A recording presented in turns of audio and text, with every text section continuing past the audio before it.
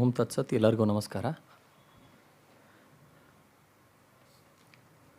ನಾವು ಕಳೆದ ವಾರದಲ್ಲಿ ಮಜುಮ್ದಾರ್ ಅವರ ಭಾರತೀಯ ಸ್ವಾತಂತ್ರ್ಯ ಸಂಗ್ರಾಮದ ಇತಿಹಾಸವನ್ನು ನೋಡ್ತಿರಬೇಕಾದ್ರೆ ಸ್ವದೇಶಿ ಚಳುವಳಿ ಯಾವ ರೀತಿ ಆಗ್ತಾ ಹೋಯಿತು ಅಂತ ನೋಡಿ ನಿಂತಿದ್ವಿ. ಇಂದಿನ ದಿನ ಅಲ್ಲಿ ಕಾಂಗ್ರೆಸ್ ಯಾವ ಥರ ನಡೀತು, ಅದರೊಳಗಿರುವಂಥ ಸದಸ್ಯರು ಯಾರು, ಯಾವ ಥರ ಅವರ ಮಧ್ಯದಲ್ಲಿ ಭಿನ್ನಮತ ಏರ್ಪಟ್ಟಿತ್ತು, ಯಾವ್ಯಾವ ಥರ ಆಗ್ತಾ ಹೋಯಿತು ಅಂತ ಹೇಳಿ ಇಂದಿನಿಂದ ನೋಡುವಂಥದ್ದಾಗತ್ತೆ. ಇದಕ್ಕೆ ಹೇಳೋದಕ್ಕೂ ಮುನ್ನ ಒಂದು ವಿಚಾರವನ್ನು ಹೇಳಬೇಕಾಗಿದೆ.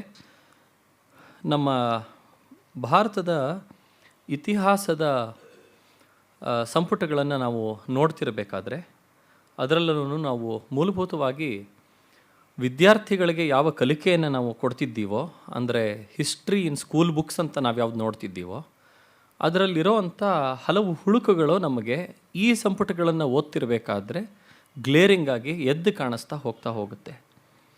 ಕಾರಣ, ಮಕ್ಕಳುಗಳಿಗೆ ನಾವು ಶಾಲೆಯಲ್ಲಿ ಇತಿಹಾಸವನ್ನು ಹೇಳ್ತಿರಬೇಕಾದ್ರೆ ನಾವೇನು ಹೇಳ್ತೀವಿ, ಸ್ವಾತಂತ್ರ್ಯ ಸಂಗ್ರಾಮಕ್ಕೆ ಹಲವರು ಹೋರಾಡಿದ್ರು, ಎಲ್ಲರಿಗೂ ಇದ್ದಿದ್ದ ಉದ್ದೇಶ ಒಂದೇ, ಬ್ರಿಟಿಷರು ಭಾರತದಿಂದ ತೊಲಗಬೇಕು ಅಂತ.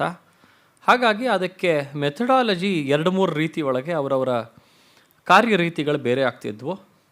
ಒಬ್ಬರು ನಯದಿಂದ ನಡ್ಕೊಂಡಿರೋವಂಥವ್ರು, ಹದದಿಂದ ನಡ್ಕೊಂಡಿರೋವಂಥವ್ರು ಅವರನ್ನು ಮಾಡ್ರೇಟ್ಸ್ ಅಂತ ಕರಿತಿರೋವಂಥದ್ದು, ಅತಿವಾದದಿಂದ ಕೆಲವರು ನಡೆದಿರೋವಂಥದ್ದನ್ನು ಎಕ್ಸ್ಟ್ರೀಮಿಸ್ಟ್ ಅಂತ ಕರೆದಿದ್ದು, ಮತ್ತು ಶಸ್ತ್ರಾಸ್ತ್ರವನ್ನು ಕೈಗಿಟ್ಕೊಂಡು ಬ್ರಿಟಿಷರನ್ನು ಓಡಿಸ್ಬೇಕು ಅಂತ ಮಾಡ್ಕೊಂಡಿರೋವಂಥವ್ರನ್ನ ಮೊದಲು ಮಿಲಿಟೆಂಟ್ಸ್, ರೆವಲ್ಯೂಷನರಿ ಟೆರರಿಸ್ಟ್ ಅಂತ ಬ್ರಿಟಿಷರು ಕರೆದಿದ್ದನ್ನು ನಮ್ಮ ಶಾಲೆಗಳಲ್ಲಿ ಅದನ್ನು ಬದಲಾಯಿಸಿ ರೆವಲ್ಯೂಷನರೀಸ್ ಅಂತ ಹೇಳಿ ಇವರು 3 ಪಂಗಡವನ್ನು ಫ್ರೀಡಮ್ ಫೈಟರ್ಸ್ಗಳಿಗೆ ಹಾಕಿ ಇವರು 3 ಜನನೂ ಈ 3 ರೀತಿ ಒಳಗೆ ನಮ್ಮ ಸ್ವಾತಂತ್ರ್ಯ ಸಂಗ್ರಾಮ ಸಾಗಿತ್ತು ಅಂತ ಹೇಳಿ ಹೇಳ್ತಾ ಬರ್ತಿರೋವಂಥದ್ದನ್ನು ನಾವು ಕಾಣ್ತಾ ಹೋಗ್ತೀವಿ.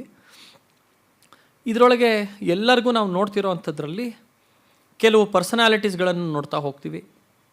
ಗೋಪಾಲಕೃಷ್ಣ ಗೋಖಲೆ, ಗಾಂಧೀಜಿ, ಬಾಲ್ ಗಂಗಾಧರ ತಿಲಕ್, ನಂತರ ಒಂದಿಷ್ಟು ಜನ ಎಲ್ಲರೂ ಯಾರ್ಯಾರು ಶಸ್ತ್ರಾಸ್ತ್ರಗಳನ್ನು ಹಿಡಿದಿಲ್ವೋ ಎಲ್ಲರನ್ನೂ ಒಂದೇ ಬುಟ್ಟಿ ಒಳಗೆ ಹಾಕಿ ಅವರೆಲ್ಲರಿಗೂ ಬ್ರಿಟಿಷರನ್ನು ಭಾರತದಿಂದ ಓಡಿಸಬೇಕು ಅನ್ನೋವಂಥದ್ದು ಇತ್ತು. ಇದರೊಳಗೆ ಕೆಲವು ಸುಧಾರಣೆಗಳನ್ನು ತರ್ತಿದ್ರು. ಆ ಸುಧಾರಣೆಗಳಿಗೋಸ್ಕರ ಕಾಂಗ್ರೆಸ್ ಕೆಲಸ ಮಾಡ್ತು ಅನ್ನೋವಂಥದ್ದನ್ನು ನಾವು ನೋಡ್ತಾ ಬರ್ತಾ ಹೋಗ್ತೀವಿ. ನಾವು ಹೆಚ್ಚೆಚ್ಚು ಇದನ್ನು ಗಮನಿಸ್ತಿರಬೇಕಾದ್ರೆ ಇದನ್ನು ಹೇಳಿರೋವಂಥದ್ದು ಎಷ್ಟರ ಮಟ್ಟಿಗೆ ತಪ್ಪಿದೆ ಅಂತ ನಮಗೆ ಗೊತ್ತಾಗ್ತಾ ಹೋಗುತ್ತೆ. ಇಲ್ಲಿ ಮಜುಮ್ದಾರ್ ಅವರು ಬರಿತಾ ಇರಬೇಕಾದ್ರೆ ಡಿಫರೆನ್ಸ್ ಇನ್ ಥಿಯರಿ ಏನಿತ್ತು, ಡಿಫರೆನ್ಸ್ ಇನ್ ಆ್ಯಕ್ಷನ್ ಏನಿತ್ತು, ಯಾವ್ಯಾವ ರೀತಿ ಇದು ಮಾಡ್ತಾ ಹೋಯಿತು ಅಂತ ಹೇಳಿ ಸಂಪೂರ್ಣವಾಗಿ ಎಳೆಯಾಗಿ ಬರಿತಾ ಹೋಗ್ತಾರೆ. ಆ ಕಾರಣದಿಂದ ಈ ಇತಿಹಾಸ ಸಂಪುಟಗಳ ಪ್ರಾಮುಖ್ಯತೆ ಮತ್ತೂ ಹೆಚ್ಚಾಗ್ತಾ ಹೋಗುತ್ತೆ ಅಂತ ಹೇಳಬೇಕಾಗುತ್ತೆ. ಇವ್ರಿಗೆ ಕೊಟ್ಟಿರೋಂಥ ಹೆಸರುಗಳು ಮಾಡ್ರೇಟ್ ಎಕ್ಸ್ಟ್ರೀಮಿಸ್ಟ್ ಅನ್ನೋವಂಥದ್ದನ್ನು ಯಾವ ಮಟ್ಟಿಗೆ ಸಮ್ಮತವಾದದ್ದು, ನ್ಯಾಯವಾದದ್ದು ಅಂತಂತನೂ ಇವತ್ತಿನ ಉಪನ್ಯಾಸ ಮುಗಿಯೋ ಅಷ್ಟರೊಳಗೆ ತಮಗೆ ಗೋಚರವೂ ಆಗತ್ತೆ ಅಂತ ಅನಿಸುತ್ತೆ ನನಗೆ. ನಾವು ನೋಡ್ತಿರೋಂಥ ಇಸವಿ ಒಂದು ಕಾಲಾವಧಿ 1905 ನಂತರದ್ದು. ಅಷ್ಟೊತ್ತಿಗಾಗಲೇ ನೋಡಿ ಕಾಂಗ್ರೆಸ್, ಇಂಡಿಯನ್ ನ್ಯಾಷನಲ್ ಕಾಂಗ್ರೆಸ್ ಬಂದು ಹೆಚ್ಚು ಕಡಿಮೆ 20-21 ವರ್ಷ ಆಗಿರೋವಂಥ ಕಾಲದೊಳಗೆ ಆ ಘಟ್ಟದಲ್ಲಿ ಯಾವ್ಯಾವ ಥರ ನಡೀತಾ ಹೋಯಿತು ಅಂತ ಗೊತ್ತಾಗ್ತಾ ಹೋಗುತ್ತೆ. ಏನಾಗ್ಬಿಡುತ್ತೆ, ಒಂದು ಕಡೆ ಒಂದು ಸಂಘ, ಒಂದು ಸಂಸ್ಥೆ ಅಂತ ಇದ್ದು ಅದು ದುಡಿಯೋಕ್ಕೆ ಶುರು ಮಾಡಿದ್ರೆ ಒಂದಿಷ್ಟು ಡಿಫ್ರೆನ್ಸ್ ಆಫ್ ಒಪಿನಿಯನ್, ವೈಚಾರಿಕವಾಗಿ ನಾವು ಭಿನ್ನಮತೀಯರಾದಾಗ ಎಲ್ಲರೂ ಹೋಗಿ ಬೇರೆ ಒಂದು ಸಂಸ್ಥೆಯನ್ನು ಅಷ್ಟೇ ದೊಡ್ಡದಾಗಿ ಬೆಳೆಸೋದಕ್ಕೆ ಒಂದು ಸ್ವಲ್ಪ ಕಷ್ಟವಾಗುತ್ತೆ. ಒಂದು ಸಂಸ್ಥೆ ಅಂತ ಒಮ್ಮೆ ಇದ್ದಾಗ ಅದರೊಳಗೇ ಎಲ್ಲರೂ ಒಟ್ಟಿಗೆ ಕೂಡಿ ಅದರೊಳಗೆ ನಮ್ಮ ಭಿನ್ನಮತವೇನಿದೆಯೋ ಅದನ್ನು ನಾವು ಸರಿಪಡಿಸ್ಕೊಂಡು ಅದರದ್ದೇನೇ ಕೈಯಲ್ಲಿ ಒಂದು ಸ್ವಲ್ಪ ನಾವು ಅಡ್ಮಿನಿಸ್ಟ್ರೇಷನ್, ಆಡಳಿತವನ್ನು ತಗೊಂಡು ಅದರಲ್ಲೇ ಒಂದು ಸ್ವಲ್ಪ ಬದಲಾಯಿಸೋಣ ಅನ್ನುವಂಥದ್ದನ್ನು ಪ್ರತಿಯೊಂದು ದೇಶದಲ್ಲೂ ಪ್ರತಿಯೊಂದು ಸಂಘಟನೆಗೂ ಆಗೋವಂಥ ಕೆಲವು ಕೆಲಸಗಳು ಅಂತ ಗೊತ್ತಾಗ್ತಾ ಹೋಗುತ್ತೆ. ಈಗ ರೈಟ್ ವಿಂಗ್ ಮೈಂಡೆಡ್ ಇರೋ ಅಂಥವರೇ ಸುಮಾರು ಜನ RSSನ ಹಲವು ವ್ಯೂಗಳಿಗೆ ವ್ಯತಿರಿಕ್ತವಾಗಿ ನಡಿಬೇಕು ಅನ್ನೋವಂಥವ್ರು ಹಲವರಿದ್ದಾರೆ ನಮ್ಮ ದೇಶದೊಳಗೆ. RSS ಅಂತ ಇನ್ನೊಂದು ಸಂಸ್ಥೆಯನ್ನು ಎಷ್ಟು ಜನ ಹುಟ್ಟಾಕಕ್ಕಾಯಿತು? ಒಂದರಿಂದನೇ ಅವರ ಧ್ಯೇಯೋದ್ದೇಶಗಳಿಗೆ ಒಂದೊಂದಕ್ಕೆ ಅಪ್ಲಿಕೇಶನ್ನಾಗಿ ಬೇರೆ ಬೇರೆ ಥರ ಇರಲಿ ಅಂತ ಹೇಳಿ ಅದರೊಳಗೇ ಒಂದು ವಿಶ್ವ ಹಿಂದೂ ಪರಿಷತ್ ಅಂತ ಬೇರೆ ಆಗಿರ್ಬೋದು, ಸಂಸ್ಕೃತ ಭಾರತಿ ಅಂತ ಇನ್ನೊಂದಾಗಿರ್ಬೋದು, ಈ ಥರ ಬೇರೆ ಬೇರೆ ಕವಲು ಓಡಿಸ್ಕೊಂಡಿದ್ರು ಮದರ್ ಆರ್ಗನೈಸೇಷನ್ ಒಂದೇ ಇರೋವಂಥದ್ದನ್ನು ಕಾಣ್ತಾ ಹೋಗುತ್ತೆ ನಮಗೆ. ಹಾಗಾಗಿ ಒಂದು ಸಂಸ್ಥೆಯಲ್ಲಿ ಕೆಲವೊಮ್ಮೆ ನಮಗೆ ಭಿನ್ನಾಭಿಪ್ರಾಯಗಳಿದ್ರೂ ಅದೇ ಸಂಸ್ಥೆ ಒಳಗೆ ಇದ್ದು ನಾವು ನಡೆಸೋ ಅಂಥದ್ದನ್ನು ಕಾಣ್ತಾ ಬರ್ತೀವಿ. ಈ 20 ವರ್ಷದಲ್ಲಿ ಏನು ಮಾಡದೇ ಇದ್ರೂ ಕಾಂಗ್ರೆಸ್ಸು ಒಂದು ಕೆಲಸ ಮಾಡಿದ್ದೇನು ಅಂದರೆ, ಪ್ರತಿಯೊಂದು ವಿಚಾರದೊಳಗೂ ತಾವು ಚರ್ಚೆ ಮಾಡಿ, ಯಾರ್ಯಾರು ಅವಾಗಿನ ಇಂಟೆಲೆಕ್ಚುಯಲ್ಸ್ ಅಂತಿದ್ರು ಅಂಥವ್ರನ್ನೆಲ್ಲ ಕರ್ಕೊಂಡು ಚರ್ಚೆ ಮಾಡಿ, ಕೆಲವು ರೆಸಲ್ಯೂಷನ್ಸ್ಗಳನ್ನು ಮಾಡಿ ಅದನ್ನು ಬ್ರಿಟಿಷರಿಗೂ ಒಪ್ಪಿಸಿ ನಮ್ಮ ದೇಶದಿಂದ ಈ ಥರ ಇದೆ ಅಂತ ಅರ್ಜಿಗಳನ್ನು ಸಲ್ಲಿಸ್ತಾ ಬಂದಿದ್ದರು. ಈ 20-21 ವರ್ಷದ ದೀರ್ಘಕಾಲದಲ್ಲಿ ಪತ್ರ ವ್ಯವಹಾರದಿಂದ ಅಜಿಟೇಷನ್ ನಡೆಸಿದ್ದ ಕಾರಣದಿಂದ ಅದಕ್ಕೊಂದು ಮಟ್ಟಿಗೆ ಮಹತ್ವ ಬಂದಿತ್ತು. ಹೆಚ್ಚೆಚ್ಚು ಜನ over A period of time ಸೇರ್ತಾ ಬರ್ತಿದ್ರು. ಯಾಕೆಂದರೆ ಈ ಕಾಂಗ್ರೆಸ್ಸಲ್ಲಿ ಇರೋವಂಥವ್ರೆಲ್ಲರೂ ಯಾವುದೋ ಒಂದು ಊರಿನಲ್ಲಿ ಒಂದು ಏರಿಯಾದಲ್ಲಿ ಒಂದು ಎಷ್ಟೋ ಜನ ಕೂತ್ಕೊಂಡು ಮಾಡಿರೋವಂಥದ್ದಲ್ಲ, ಹಲವು ಪ್ರಾಂತಗಳಿಂದ ಯಾರ್ಯಾರು ದೊಡ್ಡವರು ಅಂತ ಅನ್ನಿಸ್ಕೊಂಡಿದ್ರು ಒಂದಿಷ್ಟು ಜನ ಎಲ್ಲರೂ ಹೋಗಿದ್ದರು. ಜನರ ಸೆಂಟಿಮೆಂಟು ಅವ್ರ ಜೊತೆಗೆ ಇಲ್ಲದೆ ಇದ್ರೂ ಆ್ಯಸ್ ಎನ್ ಆರ್ಗನೈಸೇಷನ್ ಅವರಂತೂ ಇದ್ದಿದ್ದನ್ನು ನಮ್ಗೆ ಕಾಣ್ತಾ ಬರುತ್ತೆ. ಇದಲ್ಲದೆ ಹಲವು ಬೇರೆ ಈ ಅನುಶೀಲನ ಸಮಿತಿ ಅಂತ ಆಗಿರ್ಬೋದು, ಬೇರೆ ಬೆಂಗಾಳಿ ಒಳಗಾಗಿರ್ಬೋದು, ಮಹಾರಾಷ್ಟ್ರದಲ್ಲಾಗಿರ್ಬೋದು, ಹಲವು ಕಡೆ ಬೇರೆ ಸಂಘ ಸಂಸ್ಥೆಗಳು ಬಂದವು. ಕಂಟಿನ್ಯೂಟಿಯಲ್ಲಿ ಇದು ಹೆಚ್ಚಾಗಿದ್ದರಿಂದ ಇಲ್ಲಿ ನಡೀತಾ ಹೋಗ್ತಿದ್ದನ್ನು ನಾವು ನೋಡ್ತಾ ಬರ್ತೀವಿ. ಇಲ್ಲಿ 1906 ಅಷ್ಟೊತ್ತಿಗೆ ಏನಾಗ್ಬಿಡ್ತು, ಬೇರೆ ಬೇರೆ ಕಡೆಯಿಂದ ಇರೋಂತಹ ಬೇರೆ ನಾಯಕರುಗಳೆಲ್ಲರೂ ಬಂದು ಈ ಇಂಡಿಯನ್ ನ್ಯಾಷನಲ್ ಕಾಂಗ್ರೆಸ್ಸಲ್ಲೇ ಸೇರಿಕೊಂಡಿದ್ದಾಗಿತ್ತು. ಹಾಗಾಗಿ ಖಾಪರ್ದೆ ಅವರು Indian national ಕಾಂಗ್ರೆಸ್ಸಲ್ಲಿದ್ದರು, Lala Lajpat Roy ಅವರಿದ್ದರು, ball Gangadhar Tilak ಅವರಿದ್ದರು, Bipin ಚಂದ್ರ ಪಾಲ್ ಅವರು ಬಂದಿದ್ದರು.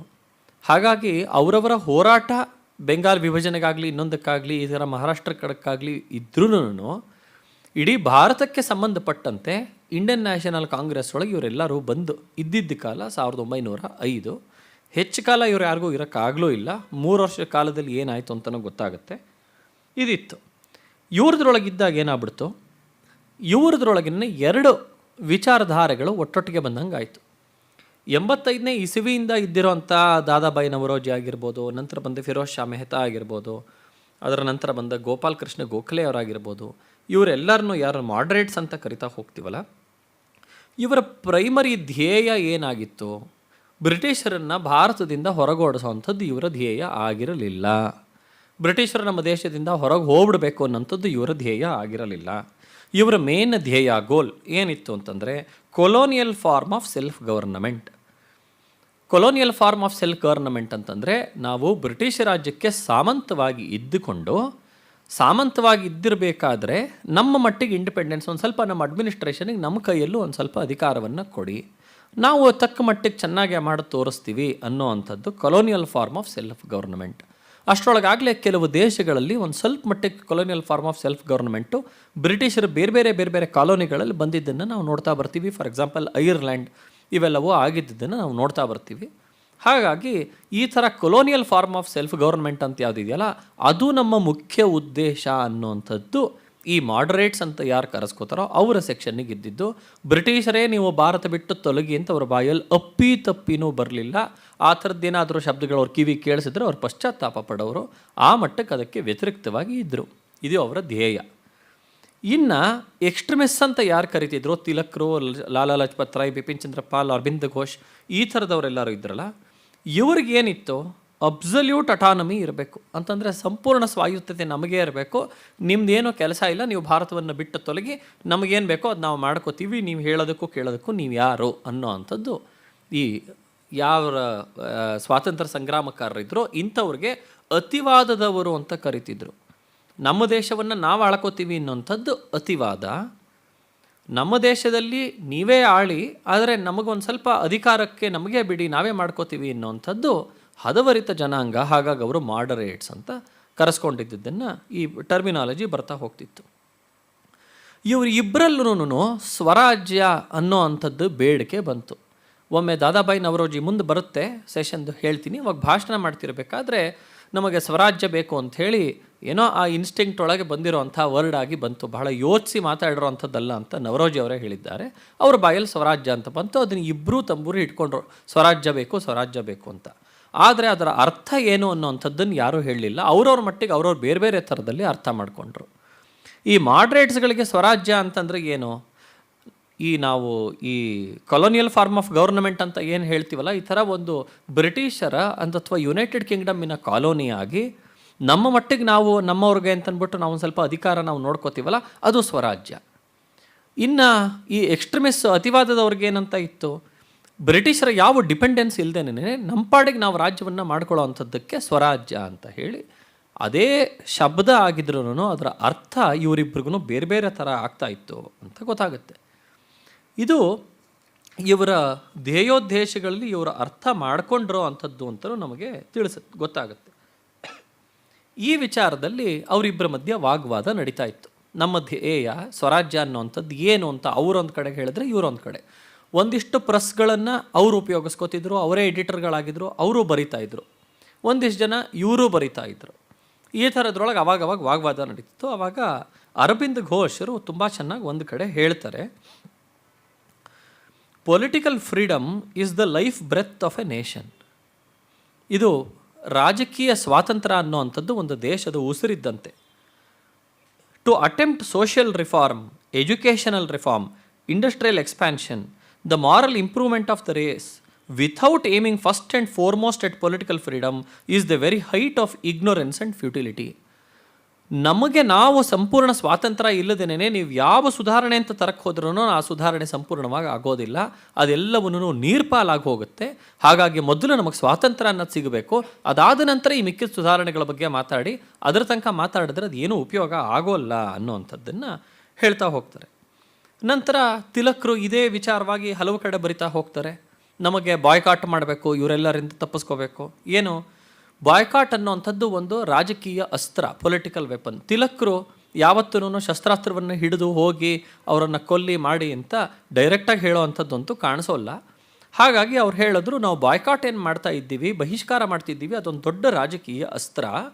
ಹಾಗಾಗಿ ಏನೇನೆಲ್ಲ ಮಾಡಬೇಕು, ಸರ್ಕಾರ ನಿಮ್ಮಿಂದ ಕಂದಾಯವನ್ನು ಕಟ್ಟಿಸ್ಕೋತಿದೆಯಾ, ಅದಕ್ಕೆ ನೀವು ಒಪ್ಪಬೇಡಿ, ನೀವು ಅಸಿಸ್ಟೆನ್ಸ್ ಕೊಡಬೇಡಿ, ಅವ್ರು ಒದ್ದಾಡಿ ಕಟ್ಟಿಸ್ಕೊಳ್ಳಿ. ಏನಾಗ್ಬಿಡುತ್ತೆ, ಸರ್ಕಾರ ಕಂದಾಯ ಕಟ್ಟಿಸ್ಕೋತಿರ್ಬೇಕಾದ್ರೆ ಎಲ್ಲರೂ ಪ್ರಾಮಾಣಿಕವಾಗಿ ಕಟ್ಟಿ ಒಂದು 2-3% ಜನ ಕಟ್ಟಲಿಲ್ಲ ಅಂದರೆ ಅವ್ರ ಮೇಲೆ ಕೇಸ್ ಹಾಕಿ ತೊಗೊಂಡು ಮಾಡೋ ಅಂಥದ್ದಾಗತ್ತೆ. 95% ಜನ ನಾವು ಕೊಡಲ್ಲ ಹೋಗು ಅಂತಂದ್ಬಿಟ್ಟು ಅವ್ರು ಎಷ್ಟು ಜನದ ಮೇಲೆ ಕೇಸ್ ಹಾಕ್ತಾರೆ, ಯಾವ ಥರ ಬರುತ್ತೆ, it comes to a standstill. ಹಾಗಾಗಿ ತಿಲಕ್ ಹೇಳಿದ್ರು, let them fight to collect the revenue, ನೀವು ಯಾವುದೋ ಅಸಿಸ್ಟೆನ್ಸನ್ನು ಕೊಡಬೇಡಿ. ಮತ್ತು ನೀವಾಗೇನೆ ಅವ್ರ ಶಾಂತಿ ಸೌಹಾರ್ದತೆಯಿಂದ ಇರಿಯಿಂದ ಮಾತ್ರ ನೀವೆಲ್ಲ ಸೌಹಾರ್ದತೆ ಶಾಂತಿಯಿಂದ ಇರಬೇಡಿ, ನಮ್ಮ ಗಲಾಟೆಗಳು ನಾವು ಮಾಡ್ತಿರೋಣ. ಮತ್ತು ಅವರ ನ್ಯಾಯಾಂಗ ಇಲಾಖೆ ಒಳಗೆ ಅವರು ಅಡ್ಮಿನಿಸ್ಟ್ರೇಷನ್ ಆಫ್ ಜಸ್ಟಿಸ್ ಸಮನ್ಸ್ ಕೊಟ್ಟರೆ ಹೋಗ್ಬಿಟ್ಟು ನೀವು ಕೈ ಕಟ್ಕೊಂಡು ನಿಂತ್ಕೋತೀರಾ, ಅದೇನು ಮಾಡಬೇಡಿ, ನಮ್ಮದೇ ಒಂದು ಸಪ್ರೇಟ್ ನ್ಯಾಯಾಂಗ ಅಂತ ಇಟ್ಕೊಳ್ಳೋಣ, ಪ್ಯಾರಲಲ್ ಗೌರ್ಮೆಂಟ್ ಅಂತ ರನ್ ಮಾಡೋಣ. ಆವಾಗ ಅದಕ್ಕದಾಗೇ ಮಿಷಿನರಿ ಬಿದ್ದು ಹೋಗುತ್ತೆ. ಆರ್ಮಿ ಒಳಗೆ ಅವ್ರಿಗೆ ಭರ್ತಿ ಆಗಬೇಕು, ಪೊಲೀಸರಲ್ಲಿ ಭರ್ತಿ ಆಗಬೇಕು ಅಂತಂದರೆ ನೀವೆಲ್ಲರೂ ಹೋಗ್ಬಿಟ್ಟು ಅದ್ರೊಳಗೆ ಭರ್ತಿ ಆಗ್ತಾ ಹೋಗ್ಬಿಡಿ, ನೀವೆಲ್ಲ ಬಿಟ್ಬಿಟ್ಟು ನಿಮ್ಮ ಪಾಡಿಗೆ ನೀವು ಇರ್ತಾ ಇರಿ, ನೋಡೋಣ ಅವ್ರು ಎಷ್ಟು ಜನ ಅವರು ಬ್ರಿಟಿಷರನ್ನೇ ಕರ್ಕೊಂಬಂದ್ಬಿಟ್ಟು ಇಲ್ಲಿ ಪೊಲೀಸರು ಅಂತ ಹಿಡಿದು ಹಿಂಗೆಲ್ಲ ಮಾಡಿಸ್ತಾರೆ. ಮತ್ತು ಯಾವುದೇ ಸರ್ಕಾರದ ಕೆಲಸದೊಳಗೆ ಯಾವುದೇ ರೀತಿಯ ಸಹಾಯವನ್ನು ನೀವು ಮಾಡಬೇಡಿ, ಎಲ್ಲವನ್ನು ಬಿಟ್ಟು ಹೊರಗಡೆ ಬನ್ನಿ ಅನ್ನುವಂಥದ್ದು ತಿಲಕರ ಒಂದು ಮಾತಿನ ಸಾರಾಂಶ ಆಗಿತ್ತು ಅಂತ ಗೊತ್ತಾಗ್ತಾ ಹೋಗುತ್ತೆ. ಈ ಮಾರ್ಲೆ 1905 ಕೊನೆಗೆ ಆತ ಬಂದ ಅಂಥೇಳಿ ನಾನು ಹೇಳಿದ್ದೆ. ಬೆಂಗಾಲಿನ ವಿಭಜನೆ ಈ ಕರ್ಜನ್ ಮಾಡಿ ಆತನಿಂದ ಬಹಳ ದುಃಖತಪ್ತರಾದ ಬೆಂಗಾಲಿ ಜನ ಇರಬೇಕಾದ್ರೆ ಆತ ಹೋಗಿ ಆ ಕಡೆಯಿಂದ ಮತ್ತೆ ಅಲ್ಲಿ ಲಿಬರಲ್ ಪಾರ್ಟಿ ಎಲೆಕ್ಷನಲ್ಲಿ ಬಂದು ಆವಾಗ ಮಾರ್ಲೆ ಸೆಕ್ರೆಟರಿ ಆಫ್ ಸ್ಟೇಟ್ ಆಗಿದ್ದ. ಇಲ್ಲಿ ಬಂದ ಅಂಥವನು ವೈಸ್ರಾಯಾಗಿ ಮಿಂಟೋ. ಹಾಗಾಗಿ ಆ ಮಿಂಟೋ ಮಾರ್ಲೆ ಇಬ್ಬರು ಇದ್ದರು. ಆ ಮಾರ್ಲೆ ಬರ್ತಿರ್ಬೇಕಾದ್ರೆ ಅವು ಎಲ್ಲರೂ ಹೇಳ್ತಿದ್ರು ಮಾಡರೇಟ್ಸ್ಗಳು, ಮಾರ್ಲೆ ಬಂದುಬಿಟ್ಟ, ಅವನು ತುಂಬ ಸುಧಾರಣೆಗಳನ್ನು ಇಂಗ್ಲೆಂಡಲ್ಲೇ ತಂದಿರೋ ಅಂಥವನು, ಅವನ ವೈಚಾರಿಕ ದೃಷ್ಟಿ ಬಹಳ ದೊಡ್ಡದಿರೋ ಅಂಥದ್ದು, ಆತ ಮತ್ತು ಭಾರತಕ್ಕೆ ಭಾಳ ಸಿಂಪಥೆಟಿಕ್ಕಾಗಿ ನೋಡೋ ಅಂಥವನು, ಹಾಗಾಗಿ ಅವನಿಂದ ಯಾವುದೇ ಥರವಾದ ಕ್ರೌರ್ಯ ಯಾವತ್ತೂ ಆಗೋದಿಲ್ಲ, ಭಾರತಕ್ಕೆ ಒಳ್ಳೆಯದೇ ಆಗ್ತಾ ಹೋಗುತ್ತೆ ಅಂತ ಹೇಳ್ತಾ ಬರ್ತಾರೆ. ಆವಾಗ ತಿಲಕರು ಅವ್ರಿಗೆ ಬೈದ್ಬಿಟ್ಟು ಹೇಳಿರೋ ಅಂಥದ್ದು, put not your faith in the liberal ideals and benevolent intentions of the British. He ridiculed the moderate party's joy at liberal government's advent to the power in Britain and appointment of Marley as the Secretary of State. ಕೇಳ್ತಾರೆ ನೋಡಿ, do you mean to say that when the whole bureaucracy, the whole body of Anglo-Indians is against you, the Secretary of State will set it aside and give you some power? Ere long ago, the extremist point of view so lucidly explained by Tilak proved to be almost prophetic, and the honest John Marley was helpless in the hands of bureaucrats. ಎಷ್ಟು ಜನ ಬ್ಯೂರೋಕ್ರಾಟ್ಗಳೆಲ್ಲರೂ ಇದ್ದಾರೋ, ಅವ್ರು ಯಾರ್ಯಾರು ಇಲ್ಲೆಲ್ಲ ಕೆಲಸ ಮಾಡ್ತಿದ್ದಾರೋ, ಒಬ್ಬ ಮಾರಲೇ ಬಂದ ಅಂದ ಮಾತ್ರಕ್ಕೆ ಎಲ್ಲರೂ ನಿಮಗೋಸ್ಕರ ಅಂತನ್ಬಿಟ್ಟು ಒಲದೇನು ಕೂತ್ಕೊಂಡ್ಬಿಡೋದಿಲ್ಲ. ಅವನು ಒಬ್ಬ ಬಂದರೆ ಏನೂ ಮಾಡೋಕ್ಕಾಗೋದಿಲ್ಲ. ಹಾಗಾಗಿ ಇದನ್ನು ನೀವು ಇಟ್ಕೊಂಡಿರೋ ಅಂಥದ್ದನ್ನು ತಪ್ಪು ಅಂತ ಹೇಳ್ತಾ ಹೋಗ್ತಾರೆ. ತಿಲಕ್ರ ಬಗ್ಗೆ ಇವರೇ ಹೇಳ್ತಾರೆ, ಮಜುಮ್ದಾರ್ ಅವರು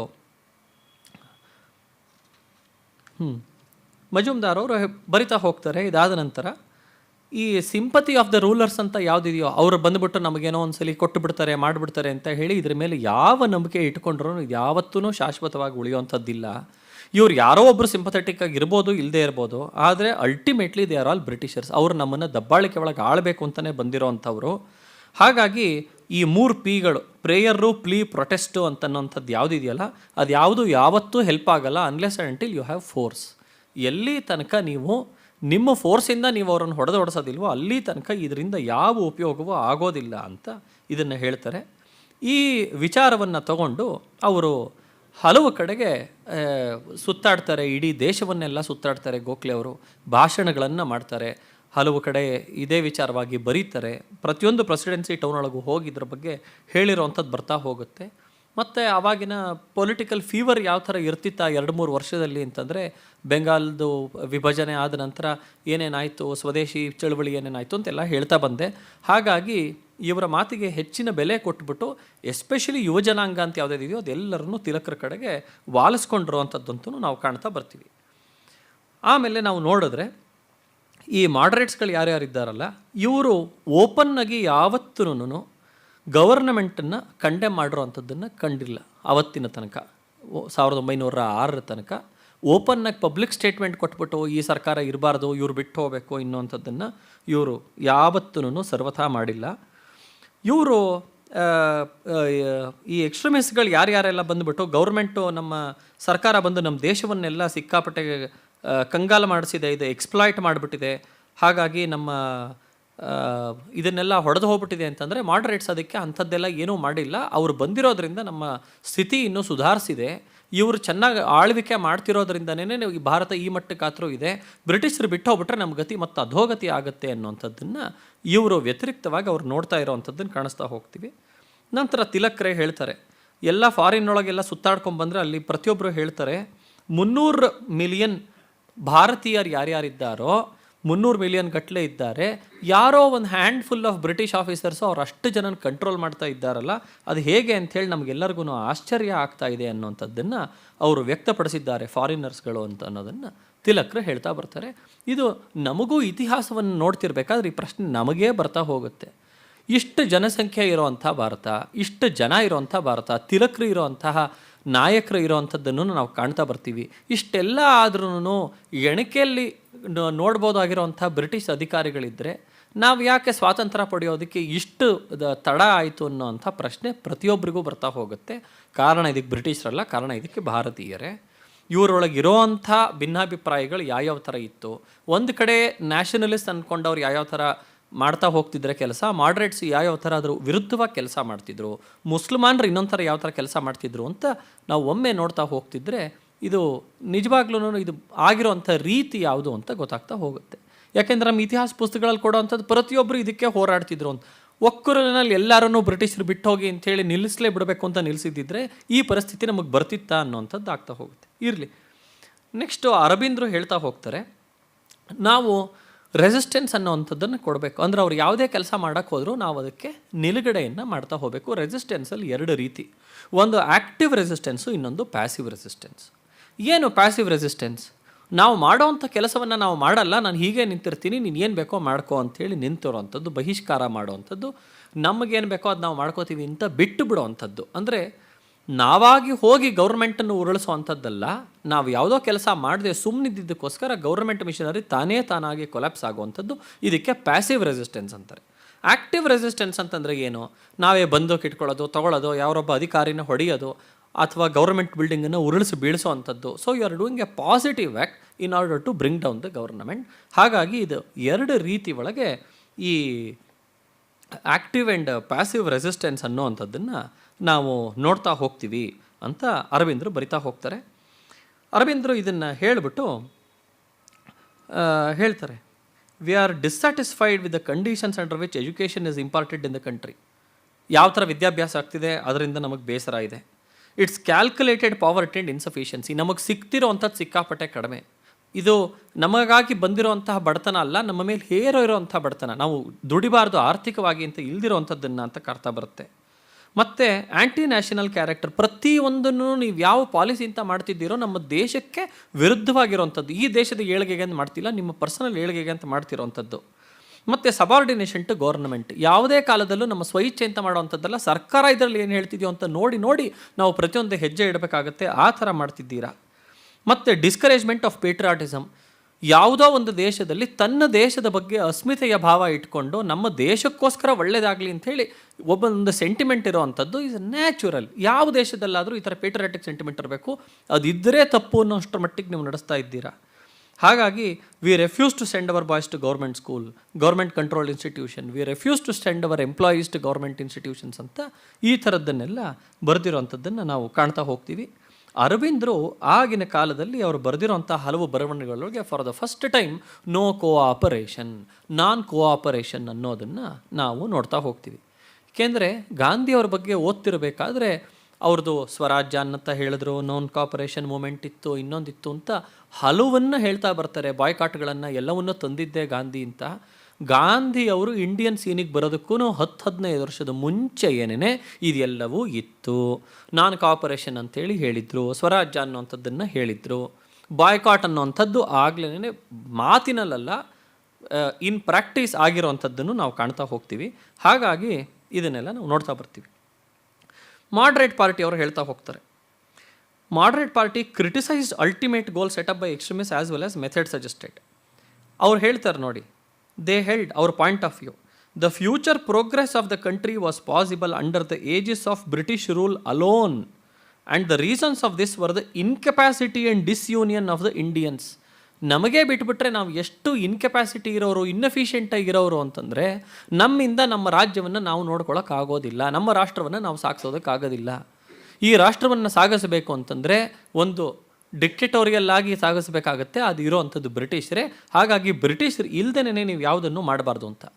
ಗೋಪಾಲ್ ಕೃಷ್ಣ ಗೋಖಲೆ ಅವರ ಫೇಮಸ್ ಸ್ಟೇಟ್ಮೆಂಟು ಹೇಳ್ತಾರೆ, only mad men outside lunatic asylums could think or talk of independence. ಹುಚ್ಚಾಸ್ಪತ್ರೆಯ ಹೊರಗಡೆ ಇರೋವಂಥ ಹುಚ್ಚರು ಮಾತ್ರ ಕೇಳ್ತಾರೆ ಭಾರತಕ್ಕೆ ಸ್ವಾತಂತ್ರ್ಯ ಬರಬೇಕು ಅಂತ ಹೇಳಿ. ಈ ಥರದ್ದೆಲ್ಲ ಮಾತಾಡೋವಂಥದ್ದು ಬೆಪ್ಪತಕಟಿಗಳು, ಹುಚ್ಚರು ಅಂತ ಹೇಳ್ತಾ ಬರ್ತಾರೆ.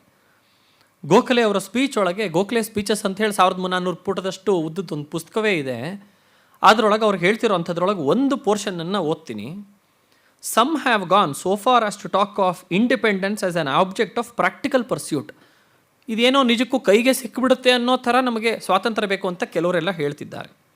V owe it to the best interest of the country to resist the propaganda with all our resources. ಯಾರ್ಯಾರು ಈ ಥರ ಪ್ರಾಪಗೆಂಡಾ ಮಾಡ್ತಿದ್ದಾರೋ ನಮ್ಮ ಎಲ್ಲ ಶಕ್ತಿಗಳನ್ನು ತಗೊಂಡು ಈ ಥರ ಪ್ರಾಪಗೆಂಡಾನ ನಿಲ್ಲಿಸೋ ಅಂಥದ್ದು ನಮ್ಮ ಪ್ರತಿಯೊಬ್ಬ ಭಾರತೀಯರ ಕರ್ತವ್ಯ.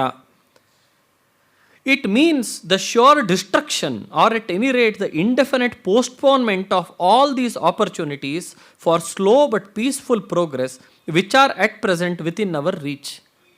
ನಮ್ಮ ಭಾರತ ಏಳ್ಗೆ ಆಗ್ತಾ ಹೋಗ್ತಿದೆ.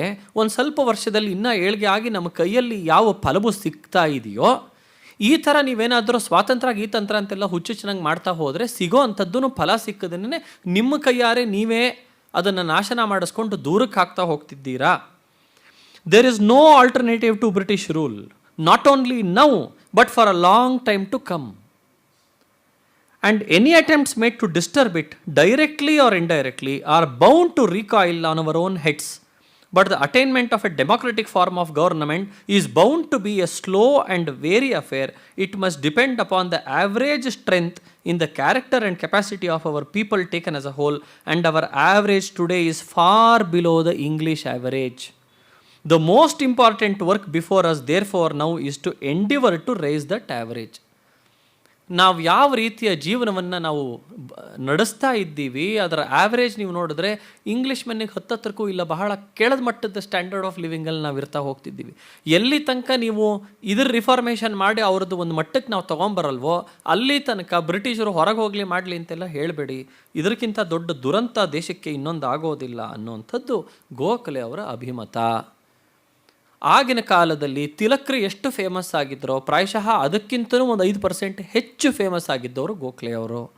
ಹಾಗಾಗಿ ಜನರಿಗೆ ಒಂದು ಕಡೆ ನ್ಯಾಷನಲಿಸ್ಟ್ ಆಗಿರೋಂಥ ತಿಲಕ್ರು, ಅರವಿಂದರು, ಬಿಪಿನ್ ಚಂದ್ರಪಾಲ್, ಲಾಲಾ ಲಜಪತ್ ರಾಯ್ ಅವ್ರನ್ನ ಯಾವ ಮಟ್ಟಕ್ಕೆ ಕೇಳ್ತಾ ಇದ್ರೋ, ಅದೇ ಬಲಗಡೆ ಕಿವಿಯಲ್ಲಿ ಇನ್ನೊಂದು ಕಡೆಗೆ ಗೋಖಲೆ ಅವರನ್ನ, ದಾದಾಬಾಯಿ ನವರೋಜಿ ಅವರನ್ನ, ಫಿರೋಜ್ ಶಾ ಮೆಹ್ತಾ ಅವರನ್ನ, ಇಂಥವ್ರನ್ನು ಕೇಳ್ತಾ ಇದ್ರು. ಹಾಗಾಗಿ ಇದರೊಳಗೆ ಒಮ್ಮತ ಇರಲಿಲ್ಲ. ಭಾರತಕ್ಕೆ ಸ್ವಾತಂತ್ರ್ಯ ಬೇಕು ಅನ್ನೋದ್ರೊಳಗೆ ಯಾವ ಒಮ್ಮತವೂ ಇರಲಿಲ್ಲ. ದಾದಾಬಾಯಿ ನವರೋಜಿ ಅವರು, ಗೋಖಲೆ ಅವರು, ಇನ್ನು ಕೆಲವರು ಮಾಡರೇಟ್ಸ್ಗಳೆಲ್ಲರೂ ಪದೇ ಪದೇ ಬಂದುಬಿಟ್ಟು ಹೇಳ್ತಾ ಹೋಗ್ತಾರೆ, ನಾವು ಅಜಿಟೇಷನ್ ಮಾಡಬೇಕು. ಯಾವುದಕ್ಕೋಸ್ಕರ? ನಮಗೇನಾದರೂ ಸುಧಾರಣೆಗಳು ಬೇಕು ಅನ್ನೋದಕ್ಕೆ ನಾವು ಅಜಿಟೇಷನ್ ಮಾಡಬೇಕು. ಅಂಥದ್ದಕ್ಕೆ ಏನಂತ ಹೇಳ್ತಾರೆ? Constitutional agitation. ಏನು ಸಾಂವಿಧಾನಿಕ ಚಳುವಳಿ ಅಂತಂದರೆ ಏನು? ಸಂವಿಧಾನವನ್ನು ಪ್ರಶ್ನಿಸಬಾರ್ದು, ಭಾರತದ ಸರ್ಕಾರವನ್ನು ನಾವು ಪ್ರಶ್ನಿಸಬಾರ್ದು, ಆದರೆ ಅವರು ಕೊಡೋ ಅಂತಹ ಕೆಲವು ಬೆನಿಫಿಟ್ಸಲ್ಲಿ ಪಾಲಿಸಿಗಳನ್ನು ನಾವು ಪ್ರಶ್ನಿಸಿ ನಮಗದು ಬೇಕು ಅಂತ ಹೇಳ್ಬೋದು. ಅಂಥದ್ದಕ್ಕೆ ಕಾನ್ಸ್ಟಿಟ್ಯೂಷನಲ್ ಅಜಿಟೇಷನ್ ಅಂತ ಹೋಗ್ತೀವಿ. ದಾದಾಬಾಯಿ ನವರೋಜಿ ಒಳಗೆ ಹೇಳ್ತಾರೆ, ದಾದಾಬಾಯಿ ನವರೋಜಿ ಅವರು ಮಾತಾಡ್ತಾ ಹೇಳ್ತಾರೆ, ನಾವು we have not failed because we have petition too much, we have failed because we have petition two less. ನಾವು ಎಷ್ಟು ಅರ್ಜಿಗಳು ಸಲ್ಲಿಸಬೇಕು ಬ್ರಿಟಿಷರಿಗೆ, ಎಷ್ಟು ಕಡೆ ನಾವು ಕೇಳ್ಕೋಬೇಕು, ನಾವು ಅಷ್ಟು ಮಾಡಿಲ್ಲ, ತುಂಬ ಕಡಿಮೆ ಕೇಳಿದ್ದೀವಿ. ನಾವು ಕೇಳದೇನೆ ಅವ್ರು ನಮಗೆ ಕೊಟ್ಟಿಲ್ಲ ಅಂತ ಅವ್ರ ಬಗ್ಗೆ ನಾವು ದೂರ ಹೇಳೋವಂಥದ್ದು ಎಷ್ಟು ಮಟ್ಟಿಗೆ ಸಮಂಜಸ, ಎಷ್ಟು ಮಟ್ಟಿಗೆ ಸರಿ? ಹಾಗಾಗಿ ನಾವು ಪದೇ ಪದೇ ಅರ್ಜಿಯನ್ನು ಹಾಕುವಂಥದ್ದಾಗಲಿ, ಇಲ್ಲಿ ಮಾತ್ರ ಅಲ್ಲ ಅಲ್ಲಿ ಹೋಗಲಿ.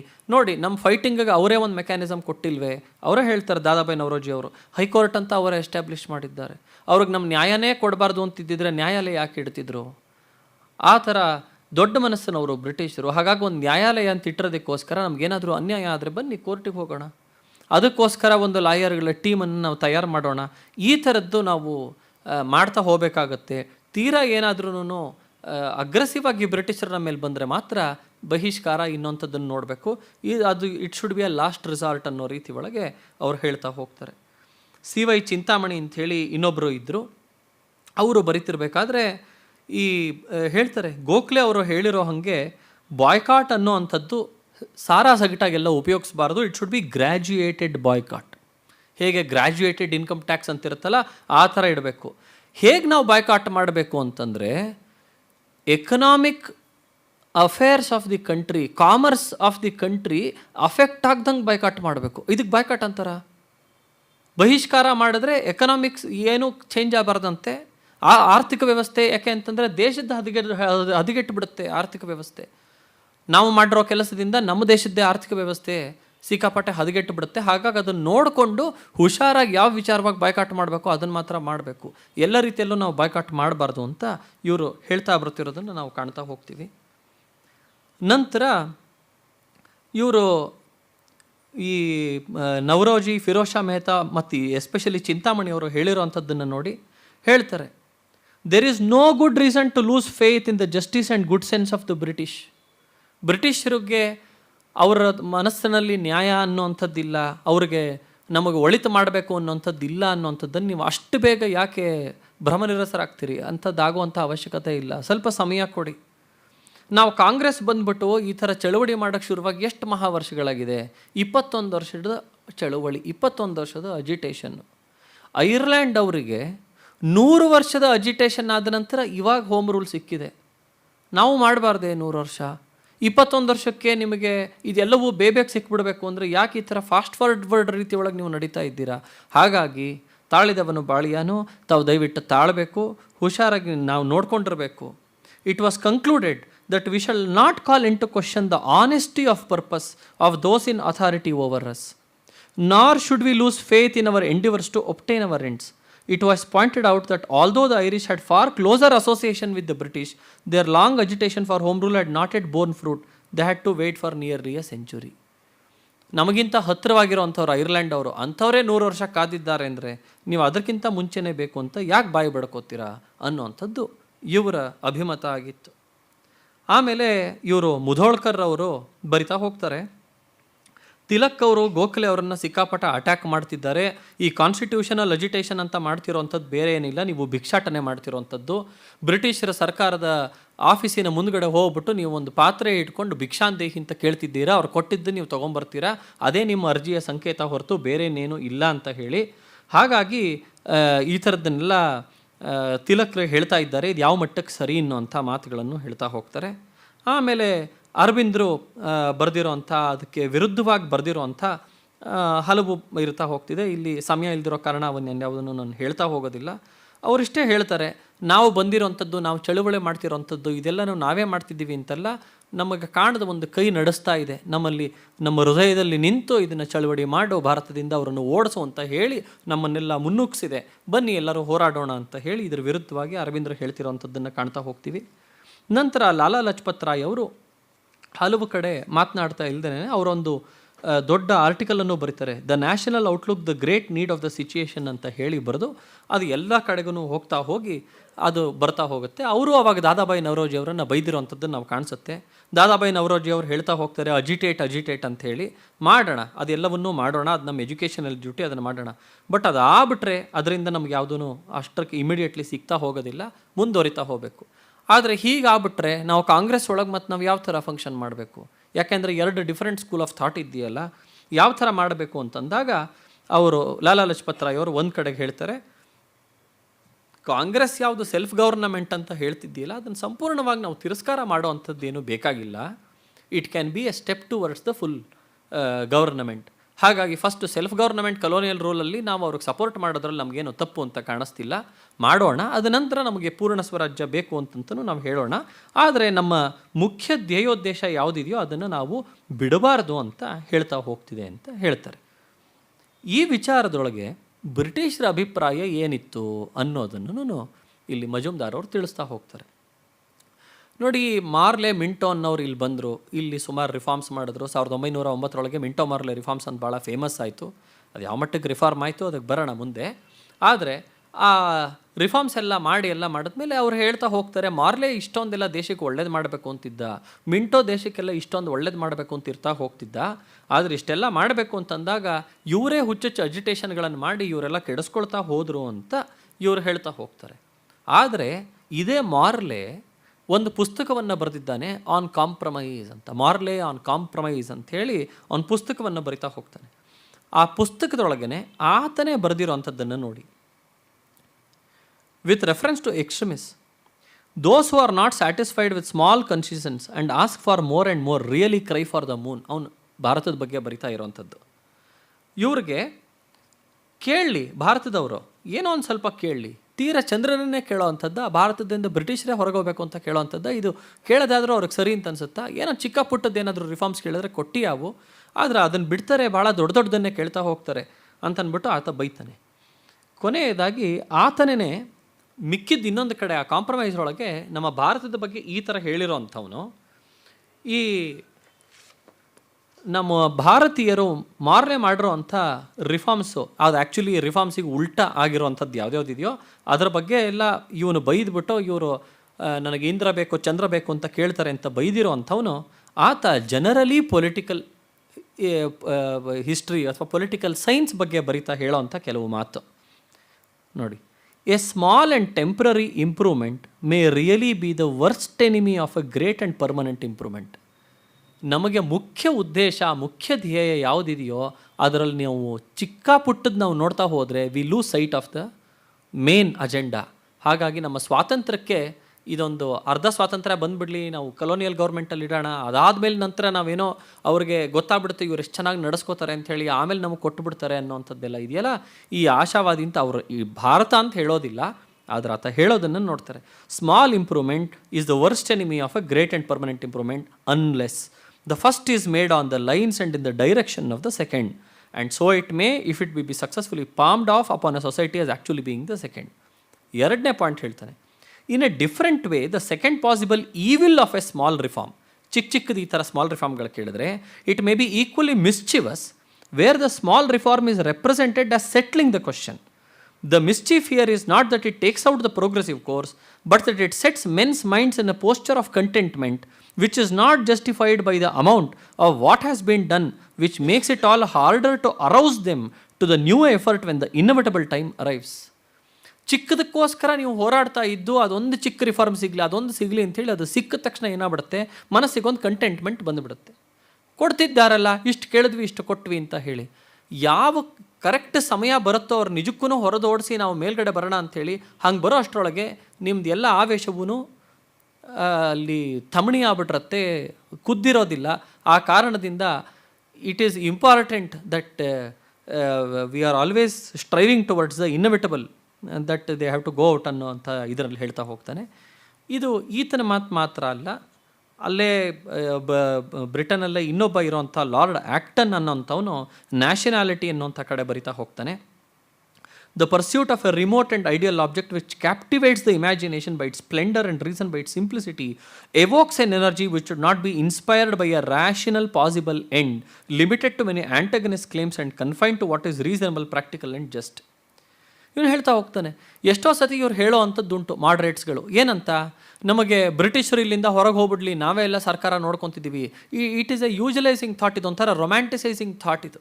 ಈ ರೊಮ್ಯಾಂಟಿಸೈಸಿಂಗ್ ಥಾಟ್ ಬೇರೆ, ಪ್ರಾಕ್ಟಿಕಲಾಗಿ ಏನಾಗುತ್ತೆ ಅನ್ನೋಂಥದ್ದು ನೋಡಬೇಕು. ಸ್ವದೇಶಿ ಟೈಮ್ ಒಳಗೆ ಅವ್ರು ಅದನ್ನೇ ಹೇಳಿದ್ದು.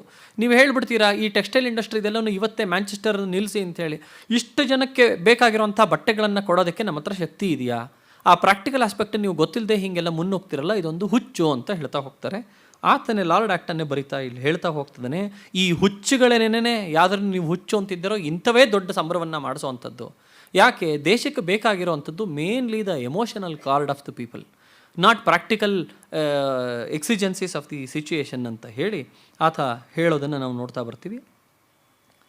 ಆಮೇಲೆ ಇವರು ರಮಾನಂದ ಚಾಟರ್ಜಿ ಅಂತ ಇನ್ನೊಬ್ಬರಿದ್ದಾರೆ, ಅವ್ರು ಹೇಳ್ತಾ ಈ ಬೆಂಗಾಲ್ ಬಗ್ಗೆನೇ ಹೇಳ್ತಾ ಹೋಗ್ತಾರೆ. ನೀವು ಯಾವುದೇ ಕ್ರಮವನ್ನು, ಯಾವುದೇ ಸಂಗ್ರಾಮವನ್ನು ಕೈ ತೊಗೊಂಡ್ರೆ ಅದು ಸಂಪೂರ್ಣ ಎಫೆಕ್ಟ್ ಒಳಗೆ put your heart and soul into it and ಅದರೊಳಗೆ ನೀವು ಮಾಡಿ, ಅವಾಗ ನಿಮಗೇನಾದರೂ ಏಳಿಗೆ ಅಂತ ಸಿಗ್ತಾ ಹೋಗುತ್ತೆ. ಅರ್ಧ ಮಾಡ್ತಾ ಹೋದರೆ ಅದರೊಳಗೆಲ್ಲ ಏನೂ ಸಿಗೋದಿಲ್ಲ ಅಂತ ಹೇಳಿ ಬರ್ತಾ ಹೋಗ್ತಾರೆ.